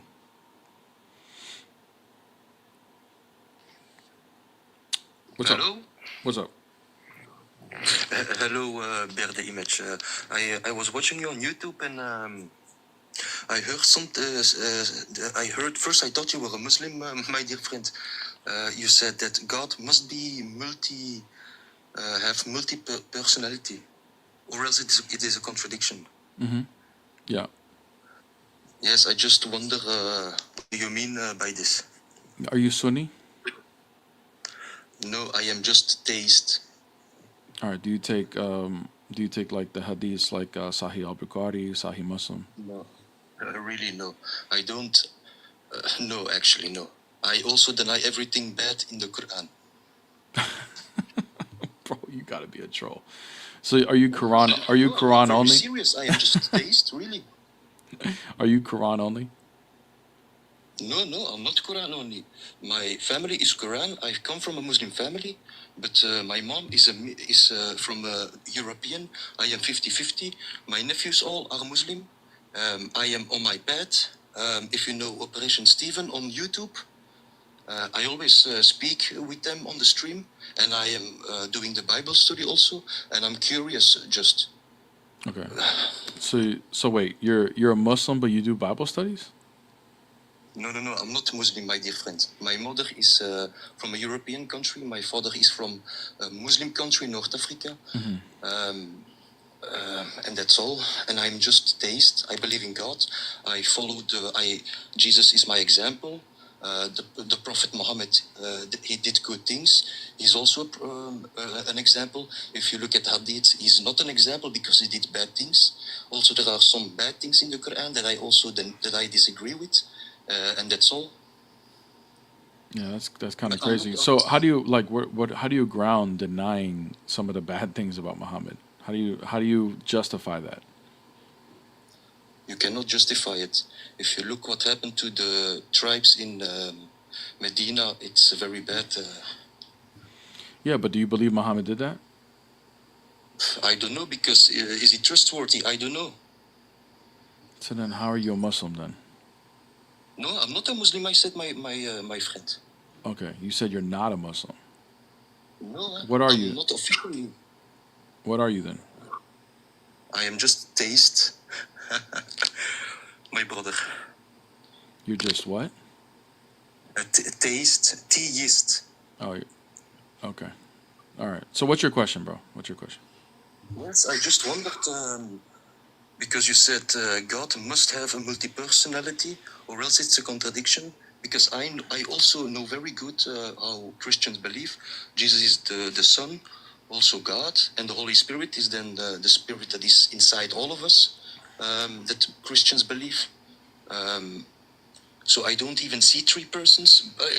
But that's only my reasoning. I don't even ask this. But I just wondered.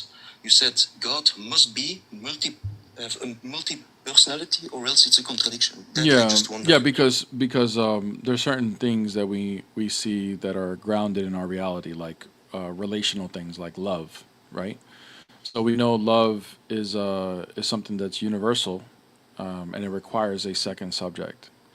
How can God ground these? We didn't create it; it's just always been there. So how can God ground these realities if He's only one person? He doesn't have anybody else to love. That's a good answer, actually.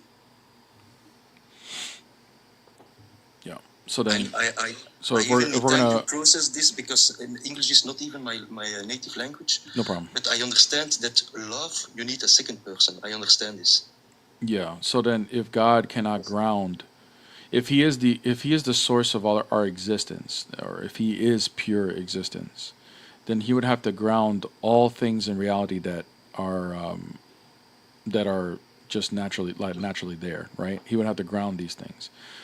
Something that's abstract, like relational things like love, right? That's not something humans created, right? That's something that's universal and innate to our instincts, right? Like this is something that we do. We didn't create. So we didn't create it. So therefore, it would have to be something that's from God and grounded within God. But how can God ground it if he can't do it himself, right?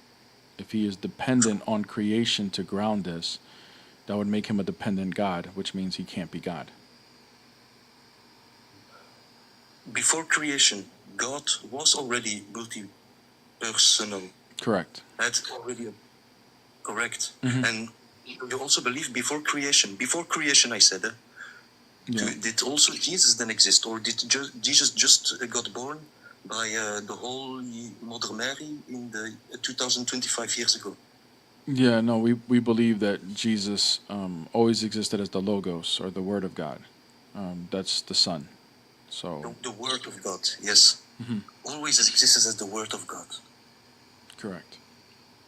But the Word of God, am I wrong that it was already before creation, or that it was only the Word of God, this concept that it was created in the Jewish tradition? No, And then we're even speaking even in the about Jewish tradition, the Memra, which is the Word of God, is also eternal. He is God. Eternal. Okay. Mhm. Okay. Where the image, that's a good answer. You told me you cannot have love without a second person. That's a good answer actually. Before creation, then, so a universal thing. Correct. That's a good answer. Thank you. I'm doing now the Bible study and continue your work.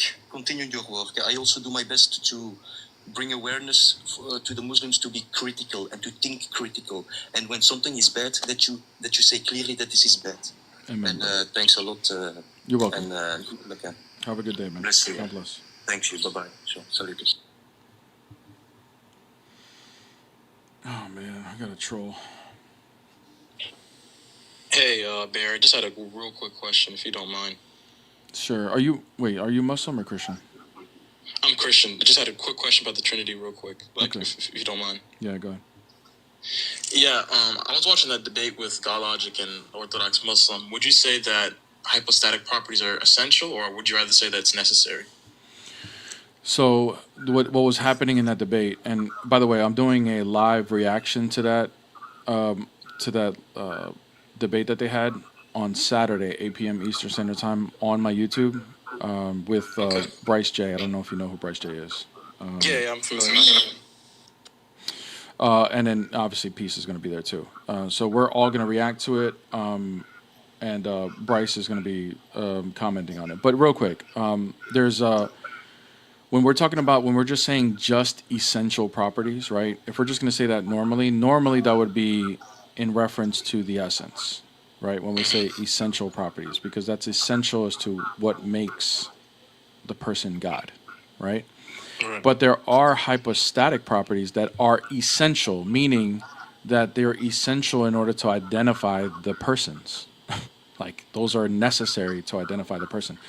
If the Father doesn't beget the Son, we cannot identify the Father and the Son. That's the identifier. So those things are necessary in order for them to be distinct persons.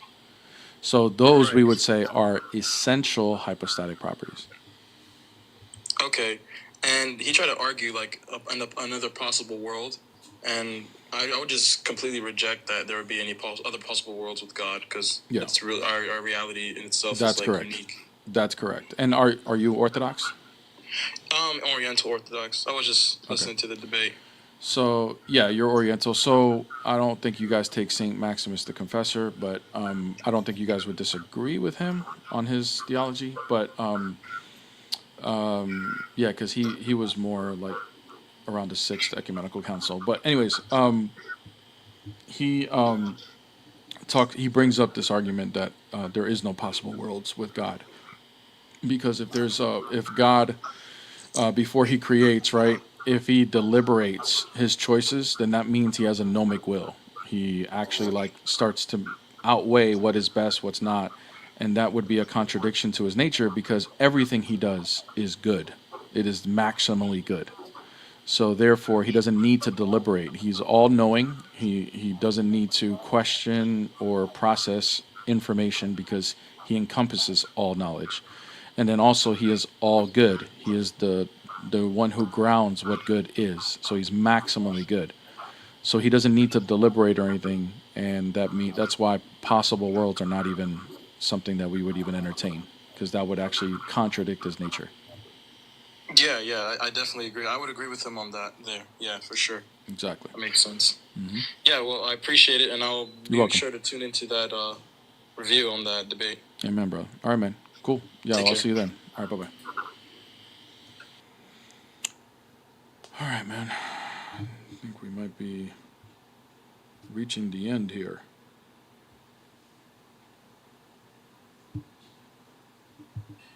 Oh, this guy's been wanting to come up.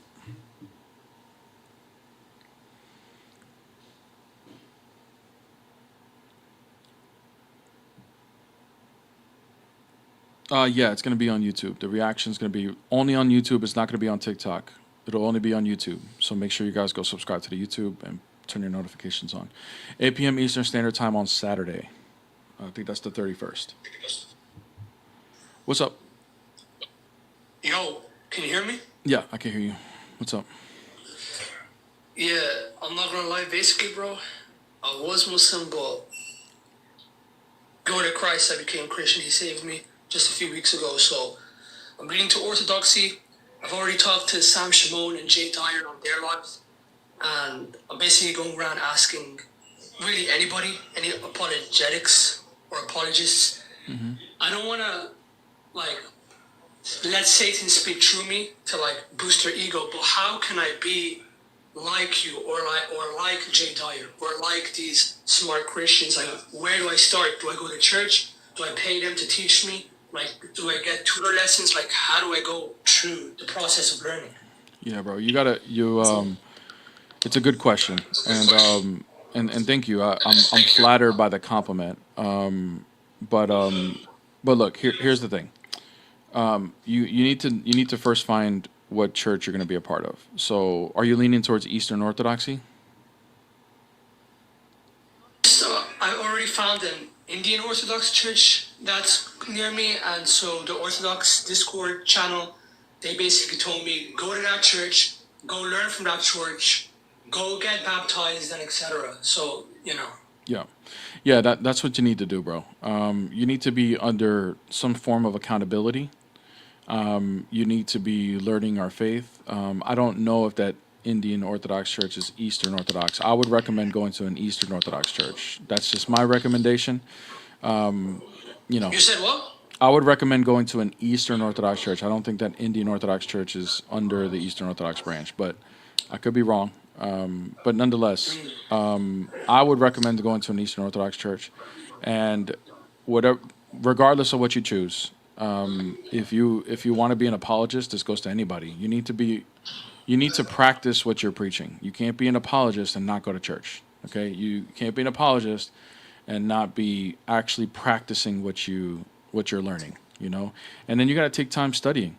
But what I would recommend to anybody who's Eastern Orthodox that wants to debate is to be under accountability of a priest, get a blessing from a priest to do it. If you're not Eastern Orthodox, become one, become a catechumen, get baptized, get chrismated, do everything you need to do. That takes a lot of time. During that time, spend a lot of time studying our faith, understanding the basics of our faith, and then start studying church fathers under the accountability and supervision of a priest. That would be my recommendation. I did not start debating. When I started studying the Bible intensely, I did not do it to debate. I did it for myself, and I did it for close to 3 years before I was called to debate. So that's a lot of time, and I'm talking about 3 years of in the morning and in the evening studying, like every single day. It's what I did on my pastime. So I spent a lot of time on my own studying before I was called to debate. So I don't recommend anybody who just started to just say, hey, go out there and start debating. The apostles didn't do that. They got taught for 3 years under Jesus. Even St. Paul, when he came to his conversion, he was taught for 3 years. The early church, catechumens were taught for 3 years. So there's training involved. And then when you're called to debate and you're blessed by an authority like a priest, then you can go ahead and start debating. So there's still time. On the road to Damascus, when he met Christ, he retreated for a few months or years into Arabia. 3 years. He didn't tell everyone. 3 years, yeah. He was away for 3 years. And he received a lot of training before then because he was a Pharisee. So imagine how much he had to absorb before he became an apostle. But yeah. I don't want to eat up your time, bro. Can I just ask 2 more inquiries quickly so then I Sure. can leave? Sure. Sure. Oh yeah. So one of them is like, I know I'm going to get baptized and etc. in a church. I'll go once a week or however many times it needs to be, even though nobody in my family knows what I believe. But anyways, what do you think about me using kind of like ChatGPT as a Bible study, like breaking verse by verse? Because I have the premium version, and even I learned, the Canaanite lady who came to ask Christ to deliver her daughter from the demons. Yep. The verse says something like, Jesus said, "We don't throw the bread to the dogs," and so a lot of people would use that to say, "Oh look, Christ is called a woman a dog," but ChatGPT said, "Hold on, break the actual Greek word, and you can see there's a deliberate softening." Christ actually says, like little puppies, so not actual street dogs, which was an insult used by the Jews to the Gentiles. So that's just like an example of what I learned from ChatGPT. Do you think that's a wise way to do it? Yeah, under proper, like I said, under proper supervision. So, look, I use ChatGPT to help me with certain things. When I go into studies, I put the information in ChatGPT, I upload books, and I start studying based off of, depending on what it is, right? It's different for every topic. So it is a great tool. I wouldn't say that's the only tool you should use. You should get an Orthodox study Bible. You should rely on church fathers. You should know first how to find information on your own, not just using ChatGPT the whole time, right? Like before, it's like using a calculator, right? When you want to be a mathematician, you got to learn how to do it on your own first, and then you can use the calculator to speed up the process for you, right? I spent like I said, I spent 3 years without ChatGPT learning how to study the Bible the correct way, right? And then even now, I'm still learning how to study the Bible the correct way and using church fathers and so forth, right? So you should learn the basics first, and then you can use ChatGPT to kind of supplement your time and dive deeper if you need to, I wouldn't. So the answer to the question is, yeah, ChatGPT is great. Everybody should use it wisely, but it should not be the only thing you're relying on. You got to rely on the basics first. Yeah, and just like lastly, I see some of your debates, some of Jay Dyer's debates, just generally Christian versus Muslim debates and stuff, and so I'm not really impressed by like Dean Responds or anybody, because I know they straw man. Well, oh man, I'm telling you, Orthodox Muslim is such a thorn in my side. I know that you basically got him to admit to the whole, the love requires a second state of affairs. He said that word for word. But like, especially with the debate with God Logic, I don't know why no one has ever been able to sit with Libiano and actually like really best him. Like I've seen, like I'm confident that I can best Dean Response in the Injil argument because Ibn Qayyim al-Jawziyya actually confirms that the Torah was not corrupted. So the Torah and Ibn Qayyim al-Jawziyya is a student of Ibn Taymiyyah, and Dean Response takes Ibn Taymiyyah's position. But aside from that, my point is like I've never really seen someone really like thoroughly best Libiano, and I don't know why that is. Is he that good? Because you can obviously credit people, Yeah, no. The reason why it doesn't appear that way is because he has full control of the narrative, right? So when he's not going to go on anybody else's live, he's going to have people come on his, and that's where he can control the narrative, right? Notice that, first of all, he's not the one, just to be fair, he's not the one that admitted change. It was actually Omar, Muslim Lighthouse, that said that. However, however, yes, Libiano does agree with him, right? But notice in that live, that was a neutral live that they did not have moderators, right? So I was able to get the best of them because they didn't have power over me, right? All they did was just chirp, right? So that tells you right there what happens when you're in a neutral place. But that's why people can't. That's why it appears that way. That's why, it's a show. He's gonna make himself look good because that's what he's dependent. He's very much of a, to be honest, like a bully. Like not even the other Dawa guys act the way he does. Like I remember he kept saying like shush, shush, shush, shush, and etc. He won't let anybody have like any control but him. Yeah, exactly. Yeah, and yeah, that was Omar once again. But yeah, I mean. To your point, yeah, that was Omar that said it, but Libiano learns from Omar, right? They respect him, and he's like, he's like the authority. Yeah, him and Libiano learns from Omar. well, at least like philosophy. I'm not saying everything. I don't know at the extent, but I know they do respect Omar and his philosophy as being an authority, and for a long time I know Omar was seen as one of the guys that is like an expert of Ibn Taymiyyah and stuff like that. So they look up to him because of that. So anyways, just wanted to clear that up to be fair, but yeah, he is in agreement with him, right? Obviously, otherwise he would have, he would say something different, right? But he doesn't. He agrees. So.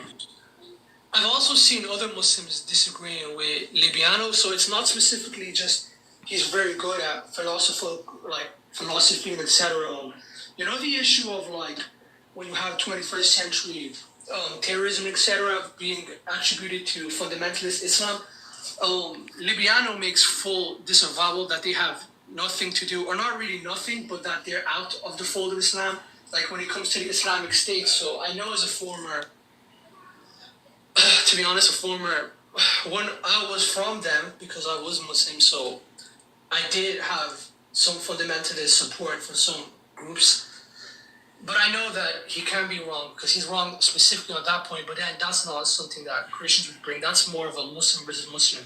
But anyways, I don't want to eat up your time. No. I'll be praying for you. Thank you, man. Appreciate it, bro. Make sure you go under the guidance of a priest, man, and start walking your walk as an Orthodox Christian. That means going to liturgy every week.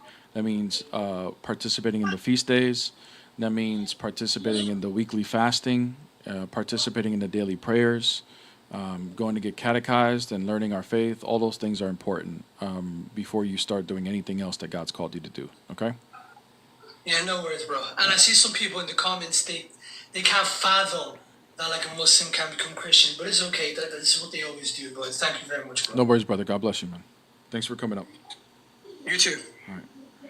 Yeah, and just to be fair, guys, like I don't know to the extent of how much Libiano's learned from Omar. I just know from watching that, like Libiano and I, we both like kind of started on TikTok around the same time, right? And then Omar was already there. Omar was already like the guy that people go to for those type of things, like philosophy and so forth.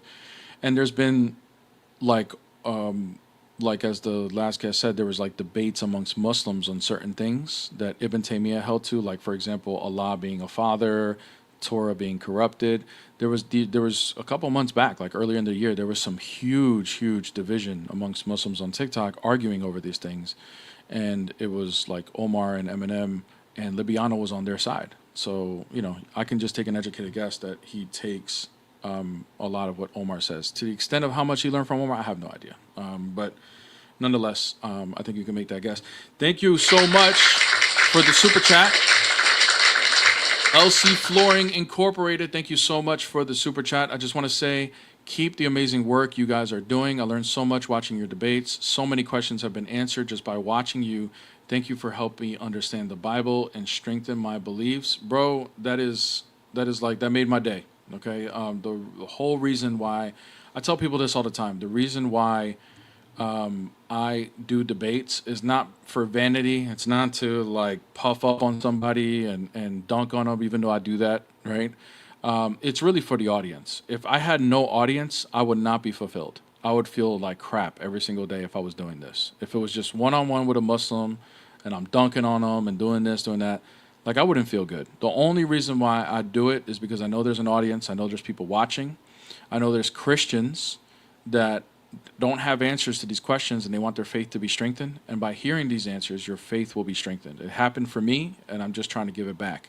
So thank you so much for saying that, because that's the whole reason why I do it.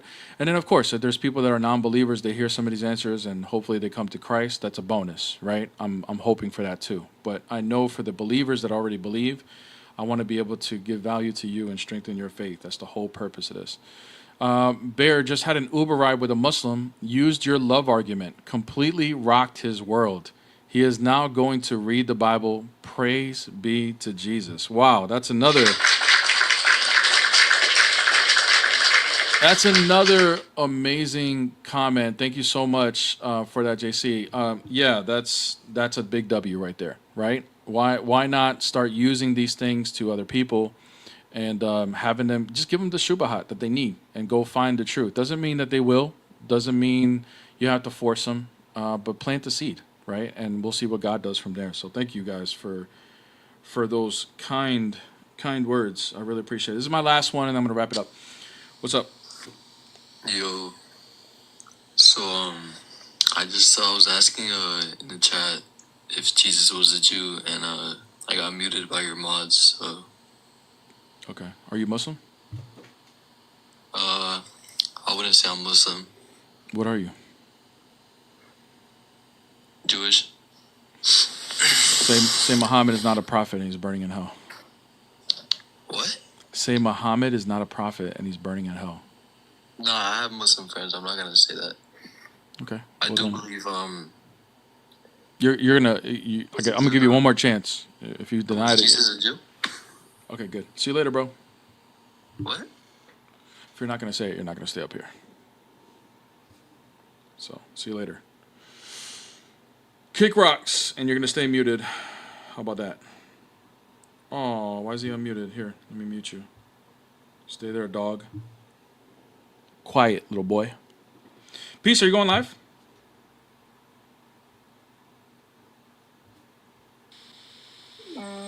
Yeah, but just like a little later. Okay, what time? Do you know? No, I don't know yet. Okay. So I was working on something. Okay. Got caught up. All right, guys, I think I'm going to wrap up today's... Go ahead, I'm sorry. Go ahead, my love. No, I'm going to still try to go live today. It's just not like right now. Okay. All right, sounds good. No worries. Guys, she's going to go live today for sure, so make sure you hit her a follow. Everybody on YouTube, if you don't have TikTok or if you do have TikTok, you should get TikTok, all right? All that stuff about it being dangerous and stuff, obviously that's out the window, right? So don't worry about that, okay? It's not dangerous, all right?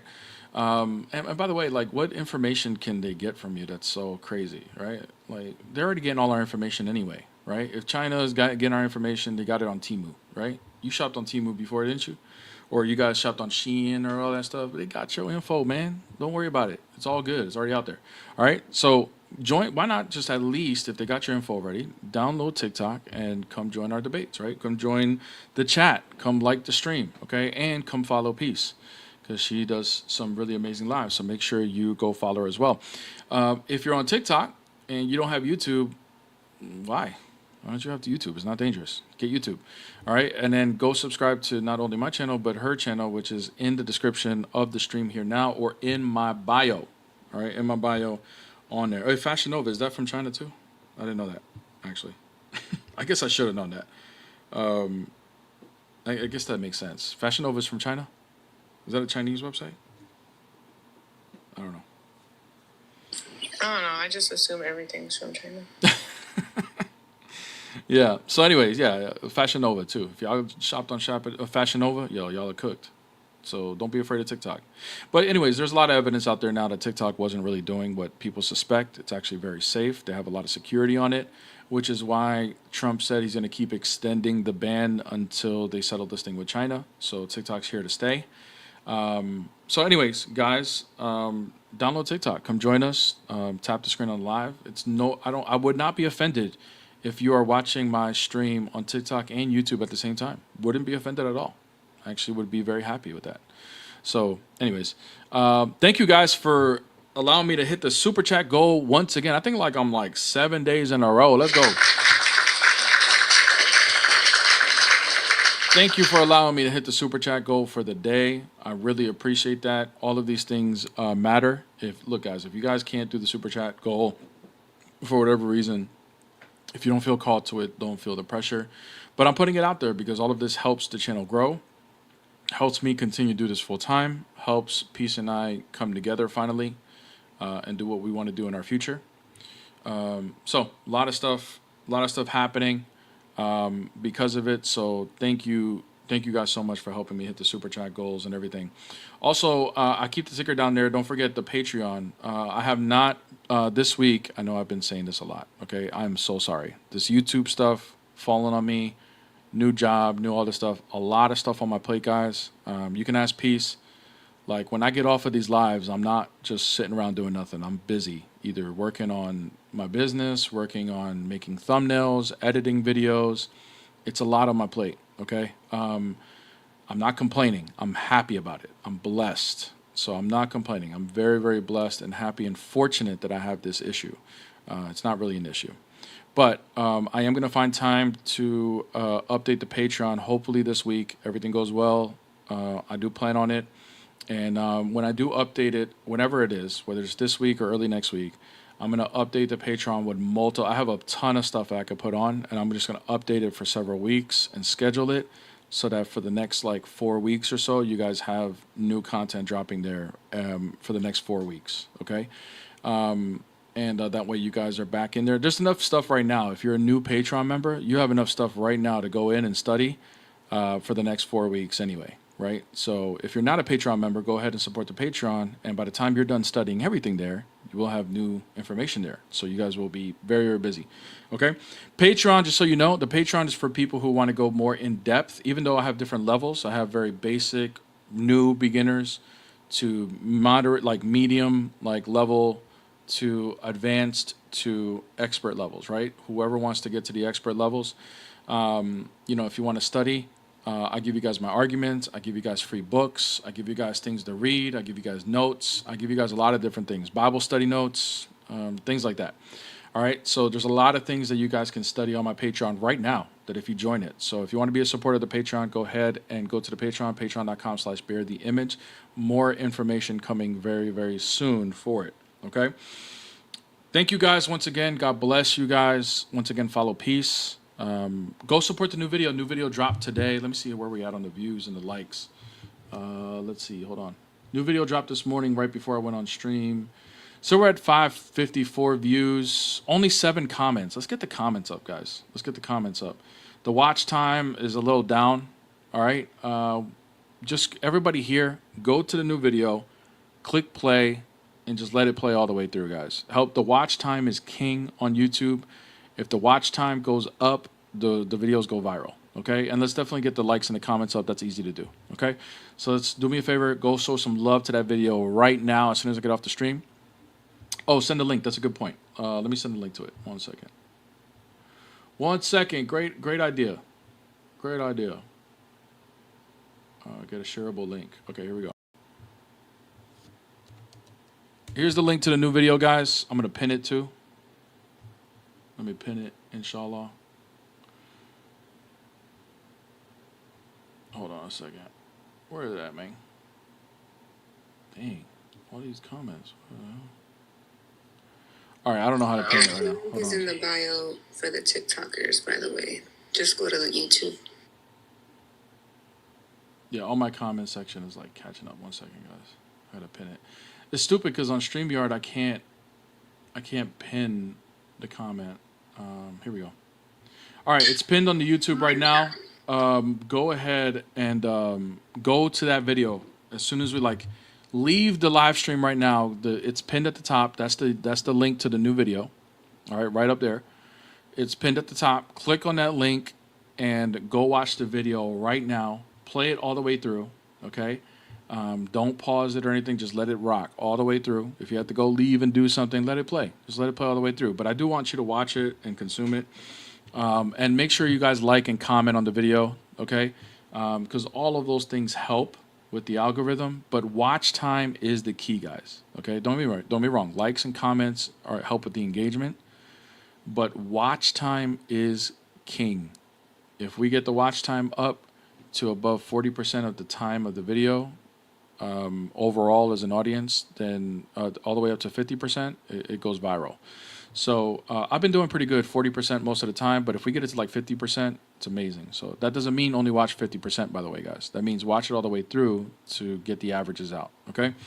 So anyways, love you guys. Don't forget, Saturday, 8 p.m. Eastern Standard Time, live reaction, Orthodox Muslim and God Logic debate with Bryce J on the YouTube. That's only on YouTube, TikTok. Only on YouTube. It won't be on TikTok. All right? It won't be on TikTok. It'll be live on YouTube. All right? We will be doing the live reaction, and we will be taking question and answers at the end of the reaction for anybody who has questions about Trinity or anything like that. Okay? All right, guys. Love you guys. God bless. In the name of the Father, the Son, and the Holy Spirit, now and forever, and to the ages of ages. Amen. God bless you guys, and I'll see you guys tomorrow.